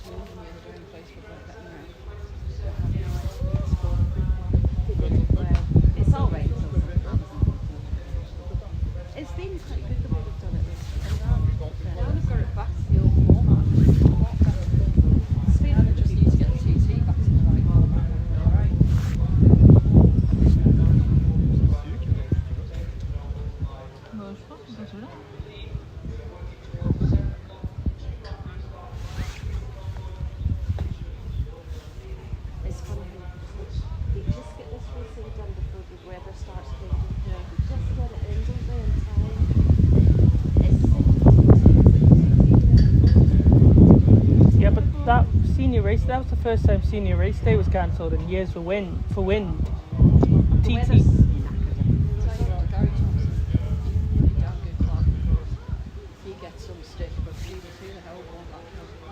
Well, he's the only one for years, right? I don't think there has been a different.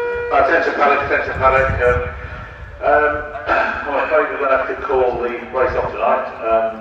Obviously, we've got the light is going to start reduced. The wind on the mountain is still it's gusty to windy, and obviously you've all come back in with cold tyres, and we just haven't got the time now to get you on tyres, to get the tyres to the right temperature in order for a restart. So we're going to call it tonight. We've all had a long day. Call it tonight, and we'll try again on Wednesday, given the conditions that we will face on Wednesday. Thank you. Control out. God love him. Just try. So,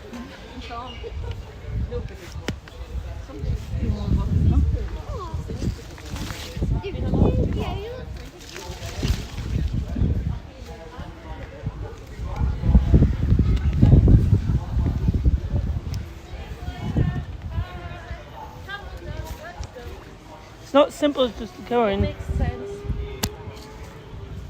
When you think about it. sense. And the main thing is, you know what? They're all alright. Yes, he's in the best place. The two of them are in nobles. They'll be fine. They'll race another day one day. That's what these boys do. Let me pack up and then I'll do it outro. Is that actually fully turned off? Stick it in there. Oh no, stick it in that one.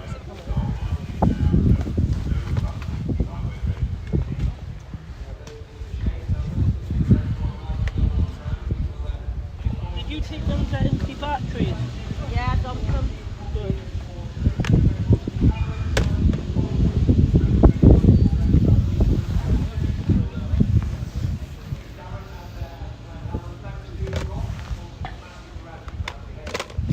Surprised all these battery packs survived this long.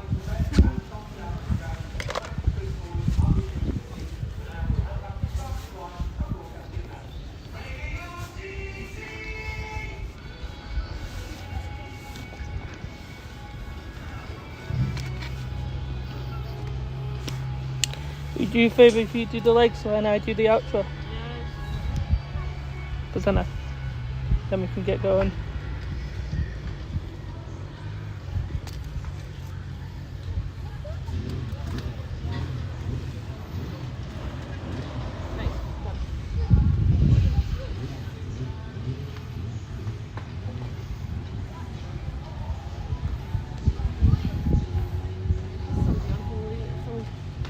Where from? Kentucky. G'day, America. Yeah, race. We'll just do it. I'll talk in a minute. I'm just waiting. Put that. If you could. So just as they were setting off race 3, sorry, of the day. Only we catch 22. Then sadly a red flag. The guy is okay. From we know knowledge, he went to hospital and all that. So now I can actually do the outro. So yeah, due to the weather and winds coming up, it's now gonna be Wednesday. But sadly, because of the red flag, that's it. Thank you everyone. Don't forget to like, comment, subscribe. Thank you everyone. Fingers crossed the 2 riders are okay in hospital, but yeah, don't forget to like, comment and subscribe. The race is postponed, but but the race course has not been opened if you're watching this from the actual race, but we're going to head off. Thank you everyone for joining. Don't forget to like, comment and subscribe.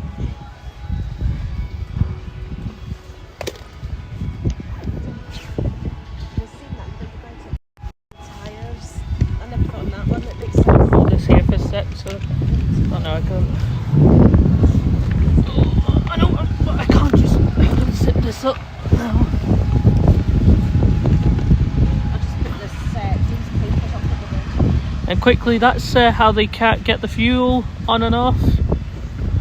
It's a fuel tanker.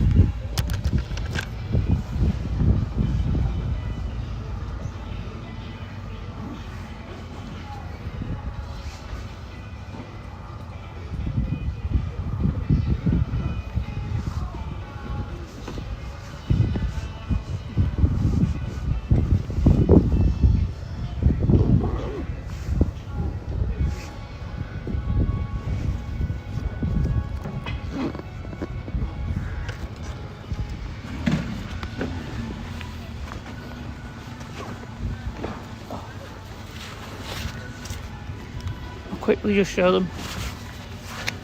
That's somehow they get their fuel on and off.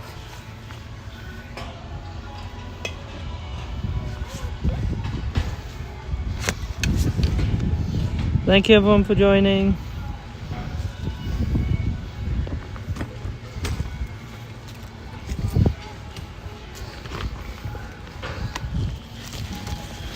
Oh, let me just quickly. That's how they get the fuel on and off. If you're wondering, there's this fuel collector thing. But anyway, thank you everyone for going. Thank you.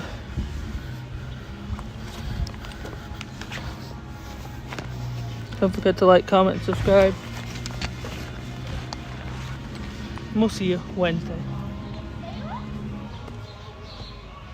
It is sunny, but they're running out of life. Right. Oh, crap. No. No, because it's zipped up, because the bag's like a nuclear zip.